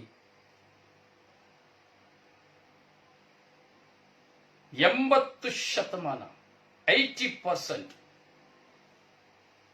ಇನ್ನೊಬ್ಬರ ಹೆಂಡತಿಯರ ಜೊತೆ, ಇನ್ನೊಬ್ಬರ ಗಂಡಂದಿರು, ಇನ್ನೊಬ್ಬರ ಗಂಡಂದಿರ ಜೊತೆ ಇನ್ನೊಬ್ಬರ ಹೆಂಡತಿಯರು. ನನಗೆ ಭಯ ಇಲ್ಲ, ನನಗೆ ಯಾಕೆ ಬೇಕು? ಯಾರು ಮಾಡ್ತಾರದ ಅವರಿಗೆ ಗೊತ್ತುಂಟು. ಆದರೆ ಈ ದಿನ ಈ ವಾಕ್ಯವನ್ನು ಕೇಳಲು ದೇವರು ನಿನ್ನ ಕಿವಿಗಳನ್ನ ತೆರೆದಿದ್ದಾರೆ ಎಂದರೆ, ನನ್ನ ಸಹೋದರ ಸಹೋದರಿ, ನೀನು ಯಾವ ದೇಶದಲ್ಲಿ, ಯಾವ ಊರಿನಲ್ಲಿ, ನಿನ್ನ ನೆರೆ ಊರಿನಲ್ಲಿಯೇ ಇರಬಹುದು, ಈ ವಾಕ್ಯಗಳನ್ನ ಧ್ಯಾನಿಸಿ ಇಂದು ನಿನ್ನ ಕಿವಿಗಳನ್ನ ತೆರೆದ ದೇವರ ಶಬ್ದಕ್ಕೆ ಕಿವಿಗೊಟ್ಟು ನೀನು ಪಶ್ಚಾತ್ತಾಪದ ನಿಮಿತ್ತವಾಗಿ ದೇವರ ಮುಂದೆ ಶರಣಾಗಿ, ದೇವರ ವಾಕ್ಯಕ್ಕೆ ವಿಧೇಯನಾಗಿ ದೇವರ ಸತ್ಸಂಬಂಧದಲ್ಲಿ ಪುನಃ ಒಂದಾಗುವುದಾದರೆ ದೇವರು ನಿನ್ನನ್ನು ಈ ದಿನ ಮೊದಲುಗೊಂಡು ಆಶೀರ್ವದಿಸುವರು. Amen, amen, amen. Say amen. ಬಲವಂತವಾಗಿ ಬೇಡ.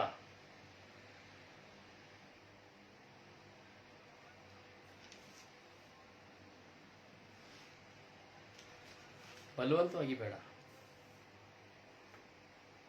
ಇವತ್ತು ನಿನ್ನ ದೇಹವನ್ನ ಪರಪುರುಷನಿಗೆ ಕೊಟ್ಟು, ನಿನ್ನ ದೇಹವನ್ನ ಪರ ಸ್ತ್ರೀಗೆ ಕೊಟ್ಟು ದೇವರ ಮುಂದೆ ಅವಿಧೇಯನಾಗಿ ಇರುವೆ ಎಂಬುದಾದರೆ ನಿನ್ನ ಹೆಂಡತಿ, ನಿನ್ನ ಗಂಡ, ಅಯ್ಯೋ ಇವನಿಂದ ಸುಖ ಇಲ್ಲ ನಾನೇನ್ ಮಾಡೋದು ಅಲ್ಲಿ, ಅಯ್ಯೋ ಅವನಿಂದ ಸುಖ ಇಲ್ಲ ನಾನೇನ್ ಮಾಡೋದು ಇಲ್ಲಿ, ಇನ್ನೂ ಕೆಲವು ಸರಿ ನಾನು ನೋಡುತ್ತೇವೆ. One way traffic. ಹೆಂಡತಿ ತುಂಬಾ ಒಳ್ಳೆಯವಳು, ಆದರೆ ಗಂಡನ ಕ್ರೂರತೆ ಅವಿಧೇಯತೆಯಿಂದ ಅವನು ತನ್ನ ಜೀವನದಲ್ಲಿ ಉದ್ಧಾರ ಆಗೋದೇ ಇಲ್ಲ. ಹಲವಾರು ಹೆಂಗಸರ ಸಹವಾಸದಿಂದ, ಜೂಜುತನದ ಸಹವಾಸದಿಂದ ಇರುವಂತಹ ಹಣ ಆಸ್ತಿ ಎಲ್ಲವನ್ನ ಕಳೆದುಕೊಂಡು ಭಿಕಾರಿಯಾಗಿ ಇರ್ತಾನೆ. ಸಾಯೋ ತನಕ ಅವನು ಸಾಲಗಾರನಾಗಿ ಇರ್ತಾನೆ. ಬರೇ ಸುಖಕ್ಕಾಗಿ ಹಲವಾರು ಜನರ ಹಿಂದೆ ಹೋಗ್ತಾ ಇರ್ತಾನೆ.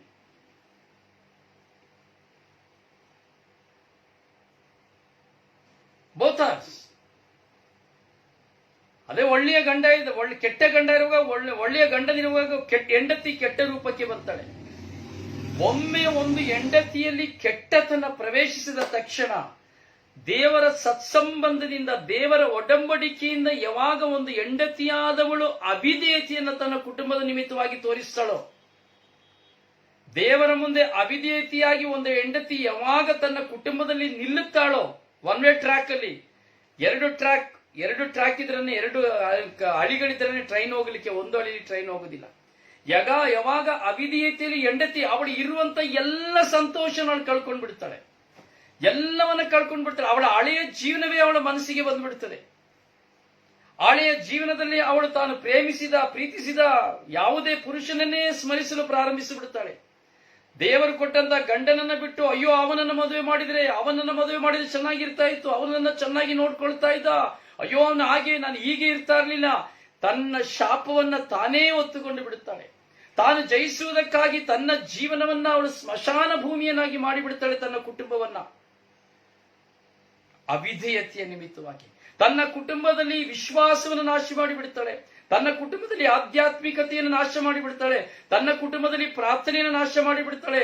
ತನ್ನ ಕುಟುಂಬವನ್ನ ಒಂದು ಮರುಭೂಮಿಯಾಗಿ ಮಾಡಿಬಿಡ್ತಾಳೆ.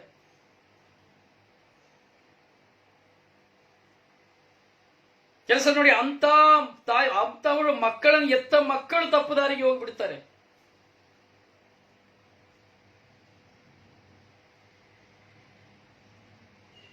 ಮಕ್ಕಳು ನೋಡಿ, ಯಾವಾಗ ಈ ತಂದೆ ತಾಯಿಯ ಸ್ವಭಾವಗಳು ದೇವರಿಗೆ ಅವಿಧೇಯರಾಗಿರ್ತದೋ, ಮಗಳು ಯಾರೋ ಜೊತೆಲಿ, ಮಗ ಯಾರೋ ಜೊತೆಲಿ, ತಾಯಿನೇ ಸಪೋರ್ಟ್ ಮಾಡ್ತಾಳೆ. ನಿಮ್ಮ ಅಪ್ಪನಿಗೆ ಗೊತ್ತಾಗ್ಬಿಡ್ತದೆ, ಆಯ್ತಾ ಹುಷಾರ್. ತಾಯಿ ವ್ಯಭಿಚಾರಕ್ಕೆ ಕಳಿಸ್ತಾಳೆ ಮಗಳನ್ನ. ದಿನ ಟೈಮ್ ನೋಡಿ ಬಂದ್ಬಿಡು ಬೇಗ, ಆಯ್ತಾ ಇನ್ನೊಬ್ಬ ಬಂದ್ಬಿಡ್ತಾರೆ, ನಿಮ್ಮ ಅಪ್ಪ ಬಂದ್ಬಿಡ್ತಾರೆ. ಈ ಕಡೆ ಮಗನ್ನು ಕಳಿಸ್ತಾಳೆ, ಅಪ್ಪನ್ನು ಮಗಳನ್ನು ಕಳಿಸ್ತಾಳೆ ವ್ಯಭಿಚಾರಕ್ಕೆ. ಒಂದು ಕುಟುಂಬದಲ್ಲಿ ಇವತ್ತು ತಂದೆಗೆ ಏನೂ ಗೊತ್ತಾಗುವುದಿಲ್ಲ, ತಾಯಿ ಸಂಪೂರ್ಣವಾಗಿ ಸಪೋರ್ಟ್ ಮಾಡ್ತಾಳೆ. ನೀವು ಮದುವೆ ಮಾಡಿಕೊಂಡ ಮಹಿಳೆ ಮತ್ತೊಬ್ಬ ಮಾನಭಂಗ ಮಾಡುವನು, ನೀವು ಕಟ್ಟಿದ ಮನೆಯಲ್ಲಿ ಬೇರೆಯೊಬ್ಬ ಅನುಭವಿಸುವನು. ಮಾತ್ರವಲ್ಲ, ನೀನು ಫಸಲಾಕುವ ನಿನ್ನ ವ್ಯವಸಾಯ ಭೂಮಿಯಲ್ಲೂ ನಿನಗೆ ಯಾವ ಫಲ ಸಿಕ್ಕುವುದಿಲ್ಲ, ಅದು ಬೇರೊಬ್ಬನಿಗೆ ಪಾಲಾಗುವುದು, ಅದು ಬೇರೊಬ್ಬನ ಪಾಲಾಗುವುದು.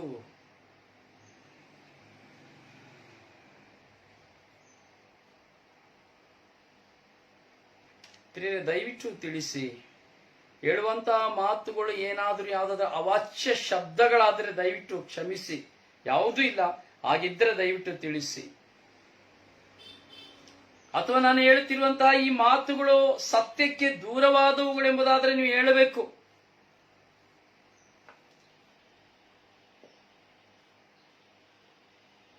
ನೋಡ್ತಾ ಇದ್ದೀರಿ ಪ್ರಿಯರೇ, ಲೋಕನ ನನಗಿಂತ ಹೆಚ್ಚಾಗಿ ನೀವು ನೋಡ್ತಾ ಇದ್ದೀರಿ. ಇಲ್ಲಿರೋರು ಎಷ್ಟೋ ಜನ ನೀವು ಹೊರ ದೇಶಗಳಲ್ಲಿ ಇದ್ದೀರಿ, ನೀವಿರುವಂತಹ ದೇಶಗಳಲ್ಲಿರುವಂತಹ ವ್ಯವಸ್ಥೆಗಳನ್ನ ನೀವು ನೋಡ್ತಾ ಇದ್ದೀರಿ. ಇವತ್ತು ಲೀವಿನಲ್ಲಿ ಕೆಲಸ ಮಾಡುವಂತ ಎಲ್ಲಾ ದೇಶದಲ್ಲಿ, ಲೀವ್ ಔಟ್ ಅಲ್ಲಿ ಕೆಲಸ ಮಾಡುವಂತ ದೇಶಗಳಲ್ಲಿ ನಾನು ನೋಡ್ತಾ ಇದ್ದೇವೆ ಏನು ಸಂಭವಿಸುತ್ತಾ ಇದೆ.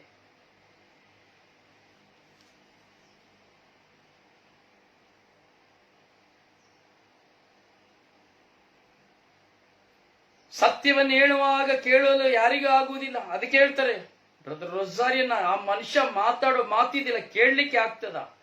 ಮನುಷ್ಯ ಸತ್ತೋಗ್ತಾನೆ ಅವನ ವಾಕ್ಯವನ್ನು ಕೇಳಿದ್ರೆ. ಬ್ರದರ್ ರೊಜಾರಿ ವರ್ಡ್ ಆಫ್ ಗಾಡ್ ಕೇಳಿದ್ರೆ ಮನುಷ್ಯ ಹುಚ್ಚ ಆಗ್ಬಿಡ್ತಾನೆ. ಎಸ್, ಹುಚ್ಚ ಆಗಬೇಕು. ನಾನು ಮಾಡಿದ ತಪ್ಪು ಎಂಬಂತ ತಪ್ಪಿನ ಪಶ್ಚಾತ್ತಾಪ ನಿಮಿತ್ತ ಹುಚ್ಚನಾಗಬೇಕು.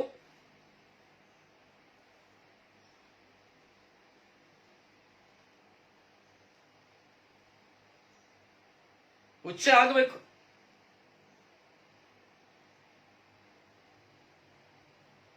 ಪಶ್ಚಾತ್ತಾಪ ಅನ್ನೋದು ಬರುವಾಗ ಹುಚ್ಚರಾಗ್ತೇವೆ, ಆಗಬೇಕು. ಹೆಂಡತಿ ಅಬಲೆ ಏನೂ ಗೊತ್ತಿರೋನು, ಗಂಡ ಲಕ್ಷಾಂತರ ರೂಪಾಯಿ ಸಾಲಗಾರ ಆಗ್ಬಿಡ್ತಾನೆ. ಯಾಕಪ್ಪ?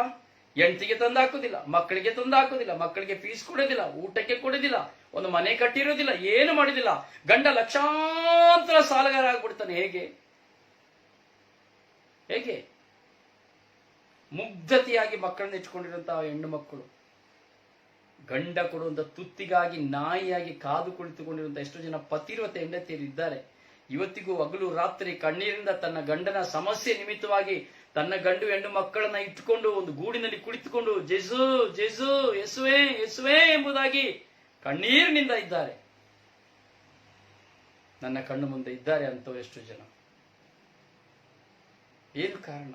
ನಿನ್ನ ಅವಿಧೇಯತೆಯ ಕಣೆಯ, ನಿನ್ನ ಅವಿಧೇಯತೆ.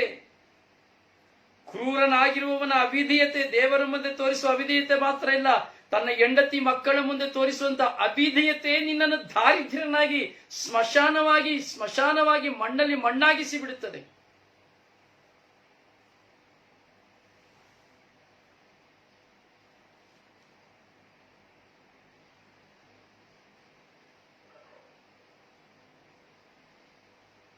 ನಿನ್ನ ಕಣ್ಣ ಮುಂದೆಯೇ ನಿನ್ನ ಹೆಣ್ಣು ಮಕ್ಕಳ ಮಾನಭಂಗವನ್ನ ನೋಡಬೇಕಾಗ್ತದೆ. ಯಾವನೋ ನಿನ್ನ ಹೆಣ್ಣು ಮಗಳನ್ನ ಒತ್ತುಕೊಂಡು ಹೋಗುವಂಥದ್ದು, ಯಾವನೋ ನಿನ್ನ ಹೆಂಡತಿ ಇನ್ನೊಬ್ಬಳ ಜೊತೆ ಓಡಿ ಹೋಗುವಂಥದ್ದು. ಪ್ರಿಯ, ಇದು ನಾನು ಹೇಳ್ತಾ ಇಲ್ಲ. ನೀವು ಜಗಳ ಮಾಡೋದಾದ್ರೆ ಸರ್ವೇಶ್ವರ ಸ್ವಾಮಿ ಜಗಳ ಮಾಡಬೇಕು. ಯಾಕೆ ಸ್ವಾಮಿ ನೀನು ಕೊಟ್ಟಿದ್ದೀಯಾ ಧರ್ಮೋಪದೇಶ ಕಾಂಡ 28ನೇ ಅಧ್ಯಾಯದಲ್ಲಿ 30ನೇ ವಾಕ್ಯದಲ್ಲಿ ಯಾಕೆ ಇದನ್ನ ಹೇಳಿದ್ದೀಯಾ? ರೊಸಾರಿಯನ್ನು ಕೇಳುವಾಗಿಲ್ಲ. ರೊಸಾರಿ ಉದಾಹರಣೆ, ಪ್ರಾಪಂಚಿಕ ಉದಾಹರಣೆ ಮಾತ್ರ ಅಷ್ಟೇ ಕೊಡ್ತಾ ಇರೋದು.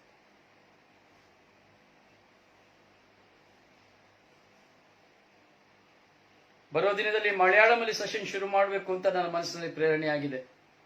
ಮಲಯಾಳಂ ಭಾಷೆಯಲ್ಲಿ ಬರುವ ದಿನಗಳಲ್ಲಿ ಶುಶ್ರೂಷೆ ಪ್ರಾರಂಭವಾಗ್ತದೆ. ಹಾಗೂ ಕೊಂಕಣಿ ಕನ್ನಡದಲ್ಲಿ, ಇಂಗ್ಲಿಷ್ ಕನ್ನಡದಲ್ಲಿ ವರ್ಡ್ ಆಫ್ ಗಾಡ್ ಪ್ರಾರಂಭವಾಗ್ತದೆ.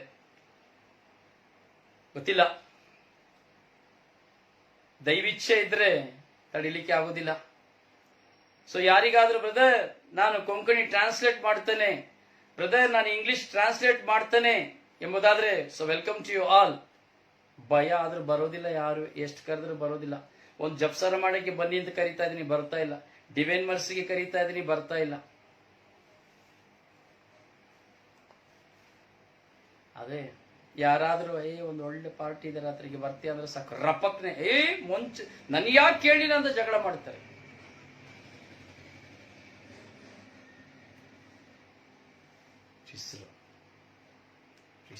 ಪ್ರಿಯರ, ವಾಕ್ಯವನ್ನು ಕೊಡುವಾಗ ನಾನು ಸಾಧಾರಣ ಮನುಷ್ಯನಾಗಿ ನನ್ನ ಕೈ ನಿಲ್ಲಲಿಕ್ಕೆ ಸಾಧ್ಯವಿಲ್ಲ. ನೀವು ಬೇರೆ ಸಮಯ ನೀನ ಹತ್ರ ಮಾತಾಡಿದ್ರೆ ನಿಮ್ಮ ಹತ್ರ ಮುದ್ದಾಗಿ ಮಾತಾಡ್ತೀನಿ, ಐ ಲವ್ ಯು ಹೇಳ್ತಾನೆ,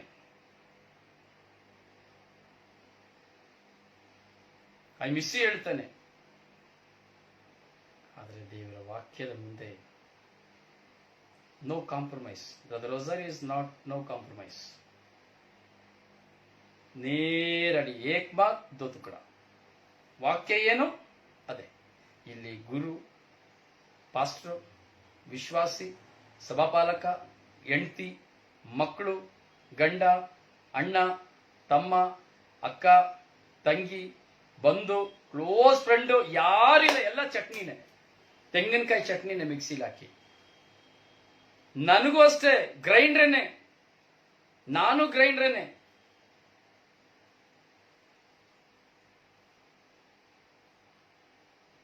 ಪ್ರಿಯರೇ, ದೇವರ ವಾಕ್ಯ ನಾನು ಕೇಳಬೇಕಾದ್ರೆ ದೇವರು ನನ್ನನ್ನು ಶುದ್ಧೀಕರಿಸ್ತಾರೆ.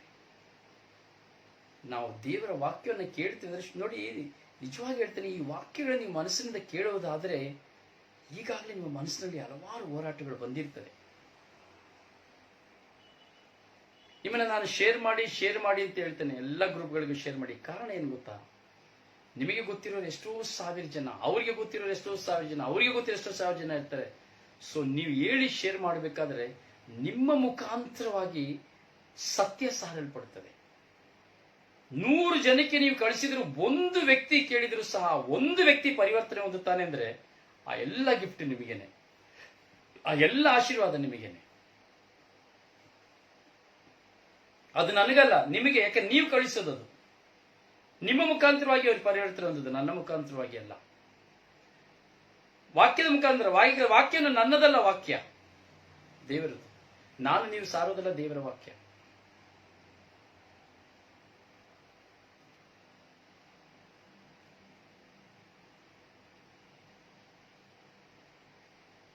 ಹೌದು ಪ್ರಿಯರೇ, ನೋಡಿ ವಾಕ್ಯ ಎಷ್ಟು ಆಳವಾಗಿದೆ. ನೀವು ಮದುವೆ ಮಾಡಿಕೊಂಡ ಮಹಿಳೆ ಬೇರೊಬ್ಬ ಮಾನಭಂಗ ಮಾಡ್ತಾನೆ. ನೀನು ಊಟ ಹಾಕೋದಿಲ್ಲ ಕಣಿಯ, ಬಟ್ಟೆ ತೆಗೆದುಕೊಡೋದಿಲ್ಲ ಕಣಿಯ, ಅವಳಿಗೆ ಕೊಡಬೇಕಾಗಿರೋ ಪ್ರೀತಿ ಕೊಡೋದಿಲ್ಲ ಕಣಿಯ. ಏನ್ ಮಾಡ್ತಾಳೆ ಅವಳು? ಆ ಸಂದರ್ಭ ಏನಾಗ್ತದೆ? ಇನ್ನೊಬ್ಬ ಬರ್ತಾನೆ, ಏನ್ರೀ ಕಷ್ಟನಾ? ಅಯ್ಯೋ ಹೀಗಾಗ್ಬಿಡ್ತಾ, ಚಿಂತೆ ಮಾಡಬೇಡ, ನಾನಿದ್ದೇನೆ. ಅವನೇ ಇರ್ತಾನೆ ಜೊತೆ, ಅವನಾದ್ಮೇಲೆ ಇನ್ನೊಬ್ಬನೇ ಇರ್ತಾನೆ ಜೊತೆ, ಅವನಾದ್ಮೇಲೆ ಇನ್ನೊಬ್ಬನೇ ಇರ್ತಾನೆ ಜೊತೆ.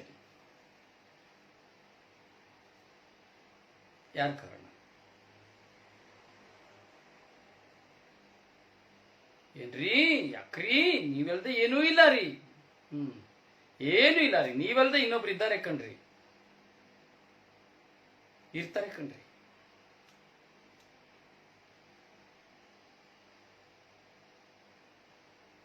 ಸಮಾರಿತ ಸ್ತ್ರೀಗೆ ಹೇಳ್ದಾಗೆ ಒಂದಲ್ಲ ಎರಡಲ್ಲ ನಿನ್ ಗಂಡನ್ ಕರ್ಕೊಂಡು ಬಂದ್ರೆ ಒಂದಲ್ಲ ಎರಡಲ್ಲ ಮೂರಲ್ಲ ನಾಲ್ಕಲ್ಲ ಐದಲ್ಲ, ಈಗಿರೋನು ನಿನ್ನವನಲ್ಲ, ನಿನ್ ಗಂಡ ಅಲ್ಲ.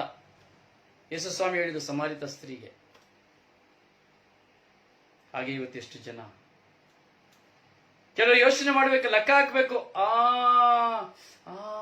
ಕರೆಕ್ಟ್ ಕರೆಕ್ಟ್ ಕರೆಕ್ಟ್ ಯೋಚನೆ ಮಾಡಿ. ನಿಮಗೆ ಸ್ವಲ್ಪ ಟೈಮ್ ಕೊಡ್ತೀನಿ ನಾನು, ನಿಮ್ಮನ್ನ ಹಾಗೇ ಹೊರಗೆ ಸ್ವಲ್ಪ ಪ್ಯಾಕ್ ಮಾಡಿ ತರಲಿಕ್ಕೆ ಪ್ರಯತ್ನ ಪಡ್ತೇನೆ. ನೋಡಿ, ಹೀಗೆ ಹೀಗೆ ಕಾಯಿಗೆ ಕಣ್ಣು ಮುಚ್ಕೊಳ್ಬೇಕು.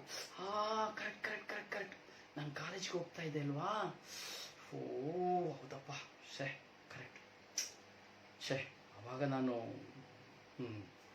ಮುಗ್ದೋಯ್ತು. ನಂಬರ್ 1. ಅಯ್ಯೋ PUC ಹಾಗೆ, ಡಿಗ್ರಿ ಓದ್ಬೇಕಾದ್ರೆ ಹೀಗಾಯ್ತಲ್ಲ, ಕರೆಕ್ಟ್ ಕರೆಕ್ಟ್ ಕರೆಕ್ಟ್ ಕರೆಕ್ಟ್ 2 ಆಗೋಯ್ತು.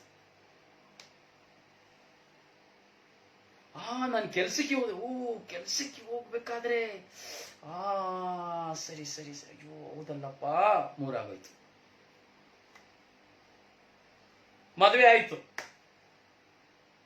ಮದುವೆ ಆದ್ಮೇಲೆ ಹೌದಲ್ಲಪ್ಪ, ಮದುವೆ ಆದ್ಮೇಲೆ ಹೌದಲ್ಲ, ಆ ಫ್ಲಾಟ್ ಅಲ್ಲಿ ನಾನು ಅಲ್ಲಿ ಆ ದೇಶದಲ್ಲಿ ಇರ್ಬೇಕಾದ್ರೆ ಅಯ್ಯೋ 4 ಆಗಿತ್ತು. ಊರಿಗೆ ಬಂದೆ, ಅಯ್ಯೋ ಯಾರು ಇಲ್ವಲ್ಲ, ಏನ್ ಮಾಡೋದು. ಒಂದೊಳ್ಳೆ ಫ್ರೆಂಡ್ಶಿಪ್ ಸಿಕ್ತು. ಕರೆಕ್ಟ್ ಕರೆಕ್ಟ್ 5 ಆಗಿ ಹೋಯ್ತು. ಎಣಿಸ್ಬೇಕು ಕುತ್ಕೊಂಡು, ಕೇಳೋದಲ್ಲ. ಜ್ಞಾಪಕ ಕೊಡ್ತಾ ಇದ್ದೀನಿ ಅಷ್ಟನ್ನೇ, ಜ್ಞಾಪಕ ಕೊಡ್ತಾ ಇದ್ದೀನಿ. ಯಾಕೆ? ದೇವರ ಸತ್ಸಂಬಂಧದಲ್ಲಿ ನಾನು ಒಂದಾಗಬೇಕು. ದುಂದುಗಾರ ಮಗನಂತೆ ನಾನು ನನ್ನ ತಂದೆಯ ನಿವಾಸ ಹುಡುಕಿ ಬರಬೇಕು. ದೇವರ ಒಡಂಬಡಿಕೆಯಲ್ಲಿ ಮತ್ತೆ ನಾನು ಒಂದಾಗಬೇಕು. ದೇವರಲ್ಲಿ ನೂತನ ಸೃಷ್ಟಿಯಾಗಬೇಕು. ಹೊಸ ಒಡಂಬಡಿಕೆಯಲ್ಲಿ ನಾನು ಒಂದಾಗಬೇಕು. ಯೇಸು ಸ್ವಾಮಿಯೊಡನೆ ನಾನು ಒಂದಾಗಬೇಕು. ಹೊಸ ಒಡಂಬಡಿಕೆಯನ್ನು ನಾನು ಧರಿಸಿಕೊಳ್ಳಬೇಕು. ಇರುವ ಜೀವನದಲ್ಲಿ ಅಲ್ಲ, ಕೆಲವರು ನಾನು ಕೇಳ್ತೀನಿ, ನೇರವಾಗಿ ಕೇಳ್ತೇನೆ.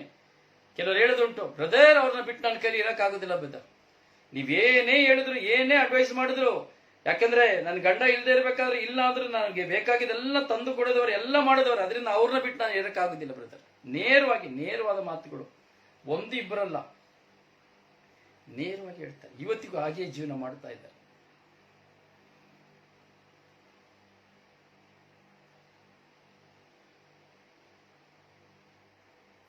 ನೀವು ಮದುವೆ ಮಾಡಿಕೊಂಡ ಹೆಂಡತಿಯನ್ನ ಬೇರೊಬ್ಬನು ಮಾನಭಂಗ ಮಾಡುವನು. ನಿನ್ನ ಗಂಡನನ್ನ ಮಾನಭಂಗ ಮಾಡುವನು. ನಿನ್ನ ಗಂಡು ಹೆಣ್ಣು ಮಕ್ಕಳು ಮಾನಭಂಗವಾಗುವುದು. ನೀನು ಕಟ್ಟಿದ ಮನೆಯಲ್ಲಿ ಬೇರೊಬ್ಬನು ವಾಸ ಮಾಡುವನು. ನೀನು ಕಟ್ಟಿದ ಮನೆಯನ್ನ ಯಾರೋ ಅನುಭವಿಸುವರು.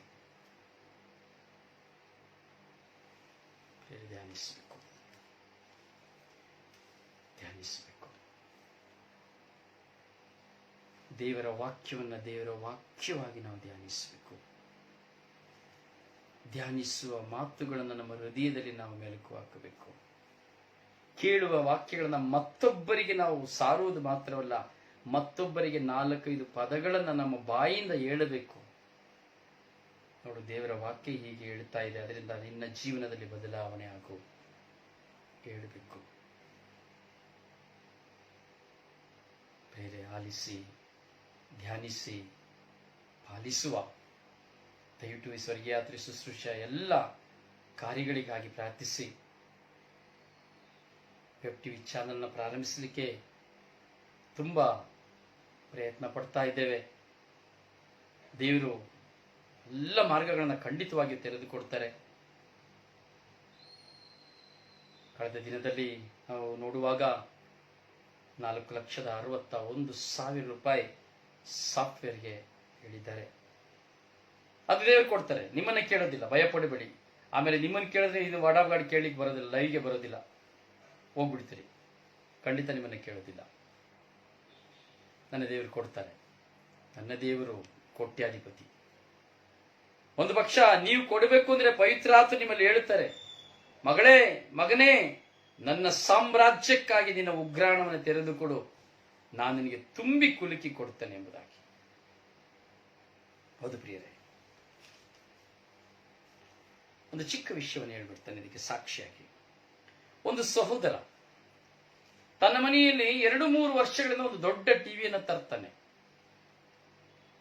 ದೊಡ್ಡ ಟಿವಿಯನ್ನು ತರ್ತಾರೆ. ಅದು ಇಂಟರ್ನೆಟ್ ಟಿವಿ. 2-3 ವರ್ಷಗಳಾಗಿ ಟಿವಿಯನ್ನು ತಂದರೂ ಸಹ ಆ ಟಿವಿನ ಆನ್ ಮಾಡ್ಲಿಕ್ಕೆ ಆಗ್ಲಿಲ್ಲ.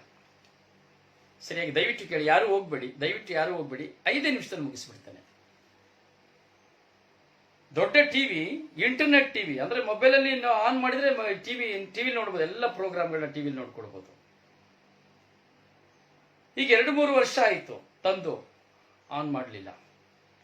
ಮನೆಗೆ ವೈಫೈ ತಂದಿದ್ರು, 1 ಅಲ್ಲ 2 ವೈಫೈ, ಅದು ಸಹ ಯೂಸ್ ಮಾಡ್ಲಿಕ್ಕೆ ಆಗ್ತಾ ಇಲ್ಲ. ಆಕೆಯ ಪತ್ನಿ ಹೋಗಿ ರೀಚಾರ್ಜ್ ಮಾಡಿ ಬಂದ್ರು ಅದು ಫೇಲ್ ಆಗ್ಬಿಡ್ತಾ ಇತ್ತು. ಪತಿ ತುಂಬಾ ವಿಶ್ವಾಸಿ, ಗಂಡ ತುಂಬಾ ವಿಶ್ವಾಸಿ, ದೇವರ ಸೇವೆಗಾಗಿ ತನ್ನ ಜೀವನವನ್ನ ಅರ್ಪಿಸುವಂತಹ ವ್ಯಕ್ತಿ, ದೇವರ ಕಾರ್ಯಕ್ಕಾಗಿ ತನ್ನನ್ನ ಚಾಚುವಂತಹ ವ್ಯಕ್ತಿ, ದಾನ ಧರ್ಮ ಮಾಡುವುದರಲ್ಲಿ ಕೈ ಚಾಚುವಂತಹ ವ್ಯಕ್ತಿ, ದೇವರ ಸಾಮ್ರಾಜ್ಯವನ್ನು ಸಾರುವುದಕ್ಕಾಗಿ ಹಾಗೂ ಹಲವಾರು ಸೇವೆಯನ್ನು ಮಾಡುವುದಕ್ಕಾಗಿ ಇರುವಂತಹ ವ್ಯಕ್ತಿ. ಆದರೆ ಆ ವ್ಯಕ್ತಿಯಲ್ಲಿ ಟಿವಿ ತಂದು, ಟಿವಿ ಚಾಲು ಇಲ್ಲ, ಇದು ತಂದು, ಇದುಗಳು ತಂದು ಏನು ಚಾಲನೆ ಮಾಡಲಿಕ್ಕೆ ಆಗ್ತಾ ಇಲ್ಲ. ಕಳೆದ ವಾರ ನಾನು ಅವರೊಡನೆ ಸಂಭಾಷಣೆ ಮಾಡಲಿಕ್ಕೆ ಪ್ರಾರಂಭ ಮಾಡಿದೆ. ಸಂಭಾಷಣೆ ಮಾಡಿದ್ರು. ಆಗ ನಾನು ಹೇಳಿದ, ಒಂದು ದಿನ ನಾನು 3 ವರ್ಷದಲ್ಲಿ ಅವರ ಮನೆಗೆ ಹೋಗಿದ್ದೆ. ನಾನು ಇಲ್ಲಿಲ್ಲ, ನನ್ನ ಊರಿಂದ ಸುಮಾರು ಒಂದು 500-600 ಕಿಲೋಮೀಟರ್ ದೂರ ಅವರ ಊರು, ಗೋವಾ ಹತ್ರ, ಕಾರವಾರದ ಹತ್ರ. ಸೊ ನಾನು ಹೋಗುವಾಗ ಅವರ ಮನೆಯಲ್ಲಿ 2 ಜಿಯೋ ಏನು ಹೇಳಿದದು ವೈಫೈ ಇತ್ತು.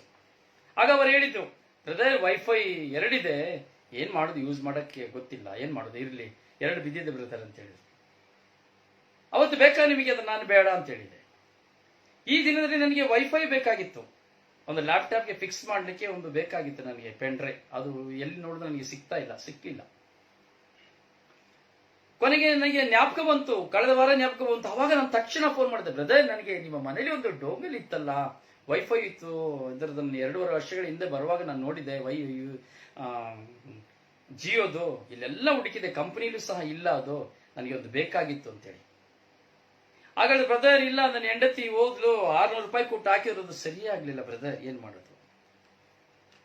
ಕೊನೆಗೆ ಹೇಳಿದ್ರು, ಬ್ರದರ್ ನಾನು ನಿಮಗೆ ಬೇರೆ ತೆಗೆದುಕೊಡ್ತೇನೆ. ನಾನು ಹೇಳಿದೆ, ಬೇಡಪ್ಪ, ಹಳೇದೇ ಸಾಕು, ಹಳೇದನ್ನ ಕೊಡಿ ಸಾಕು, ನಾನು ಸರಿ ಮಾಡ್ಕೊಡ್ತೀನಿ, ತೊಂದರೆ ಇಲ್ಲ, ಸಿಮ್ ಹಾಕಿ ಅಂತ ಹೇಳಿದೆ. ಅದು ಕೇವಲ 1,000 ರೂಪಾಯಿ ಅವತ್ತಿನ ದಿನ ಬೆಲೆ. ಅವ್ರು ಹೇಳಿದ್ರು, ಬ್ರದರ್ ಇಲ್ಲ ಬ್ರದರ್, ಅದು ಕೊಡೋದು ಸರಿ ಬರೋದಿಲ್ಲ, ಏನ್ ಮಾಡೋದು ಕೇಳಿದ್ರು. ಬ್ರದರ್ ನಿಮ್ದು ಯೂಟ್ಯೂಬ್ ಅಲ್ಲಿ ಬರ್ತಾ ಇತ್ತು, ಈಗ ಏನು ಬರ್ತಾ ಇಲ್ವಲ್ಲ. ನಾನು ಹೇಳಿದೆ, ಯೂಟ್ಯೂಬ್ ಅಲ್ಲಿ ಬರಬೇಕು ಅಂದ್ರೆ ನನಗೆ ಪೆನ್ ಡ್ರೈವ್ ಬೇಕು, ಮತ್ತೆ ಸಾಫ್ಟ್ವೇರ್ಗಳು ಬೇಕು. ಸೊ ಇದ್ರ ಸಲುವಾಗಿ ನನಗೆ ಆಗ್ತಾ ಇಲ್ಲ ತಗೊಳ್ಳಿಕ್ಕೆ, ಹಣ ತುಂಬಾ ಕ್ರಯರ್, ನಾನು ಯಾರ ಹತ್ರ ಹಣ ಕೇಳಲಿಕ್ಕಿಲ್ಲ, ಯಾರಾದ್ರೂ ಕೊಡ್ತಾರೆ ಅಂದ್ರೆ ನಾನು ಕೇಳ್ಬೋದು ಅಷ್ಟೇ, ನಾನು ಯಾರ ಹತ್ರ ಕೇಳಲಿಕ್ಕಿಲ್ಲ ಅಂತ ಹೇಳಿದೆ.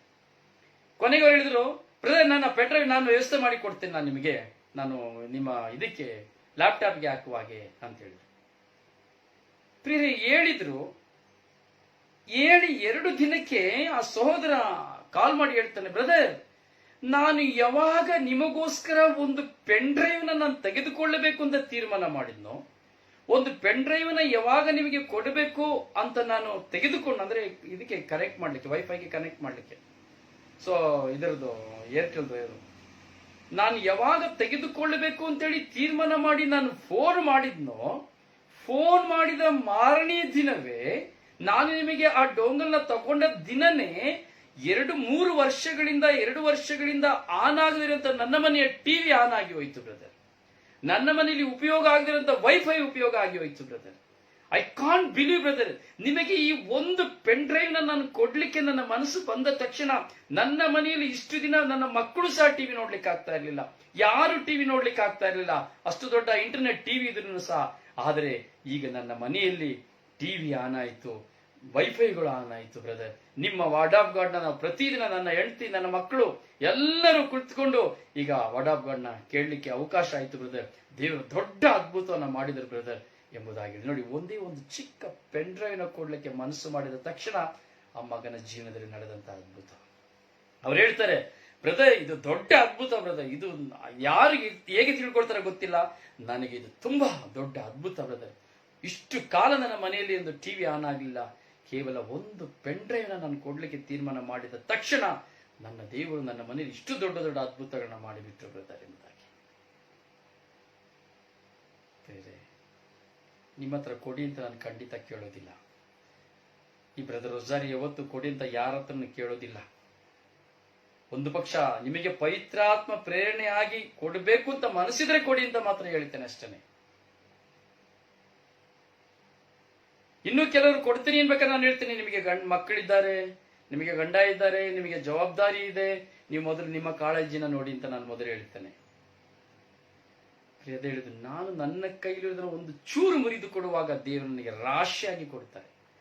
ಪ್ರಿಯರು, ಯಾವ್ದ್ಯಾವ್ದಕ್ಕೂ ಕೊಡುವುದು ಬೇರೆ, ಆದರೆ ದೇವರ ಸಾಮ್ರಾಜ್ಯಕ್ಕಾಗಿ ಕೊಡುವುದಿದೆಯಲ್ಲ, ಶುಭ ಸಂದೇಶ ಕಾರ್ಯಕ್ಕಾಗಿ, ಅದರಲ್ಲಿ ನಾವು 100 ಮಡಿ ನಾವು ಪಡೆಯುತ್ತೇವೆ. ಸೊ ಅದರಿಂದ ಪ್ರಿಯರೇ, ಈ ಎಲ್ಲ ಶುಶ್ರೂಷೆಗಳಿಗಾಗಿ ಪ್ರಾರ್ಥಿಸಿ. ಸೊ ಯಾರಿಗಾದ್ರೂ ಪವಿತ್ರ ಆತ್ಮ ಪ್ರೇರಣೆ ಆಗುವುದಾದರೆ ನೀವು ವಸ್ತುಗಳನ್ನ ತೆಗೆದುಕೊಟ್ರೆ ಸಾಕು, ಹಣ ಕೊಡೋದು ಯಾರು ಬೇಕಾಗಿಲ್ಲ, ಸಾಕಷ್ಟು ನಮಗೆ ಬೇಕು ಎಕ್ವಿಪ್ಮೆಂಟ್ಸ್. ಸೊ ಪ್ರಾರ್ಥಿಸಿ. ನಿಮಗಾಗಿ ನಾನು ಪ್ರಾರ್ಥಿಸ್ತೇನೆ. ದೇವರು ನಿಮ್ಮನ್ನು, ನಿಮ್ಮ ಕುಟುಂಬ ಜೀವನವನ್ನ ಆಶೀರ್ವದಿಸಲಿ. ದಯವಿಟ್ಟು ಕೇಳುವಂತ ಸಂದೇಶಗಳನ್ನ ಮೆಲುಕು ಹಾಕಿ, ದೇವರಿಗೆ ವಿಧೇಯರಾಗಿ, ದೇವರ ಸತ್ಸಂಬಂಧದಲ್ಲಿ ಒಂದಾಗಿ, ಖಂಡಿತವಾಗಿ ದೇವರ ಎಲ್ಲ ಹಳೆಯ ಜೀವನವನ್ನ ತೆಗೆದುಹಾಕಿ ಹೊಸ ಜೀವನವನ್ನ, ಹೊಸ ಹೃದಯವನ್ನ, ಹೊಸ ಆಶೀರ್ವಾದವನ್ನು ತುಂಬಿ ನಿಮ್ಮನ್ನು ಉದ್ಧಾರ ಮಾಡುತ್ತಾರೆ. ದೇವರು ಕರುಣಾಮಯಿ, ಪ್ರೀತಿ ಸ್ವರೂಪಿ, ಕ್ಷಮಾಶೀಲ. ನಿಮಗಾಗಿ ಪ್ರಾರ್ಥಿಸುವ ನಿಮ್ಮ ಸೇವಕ ಬ್ರದರ್ ರೊಜಾರಿಯೋ ಪಾಂಡವಪುರ. ಪ್ರೀಸಲು.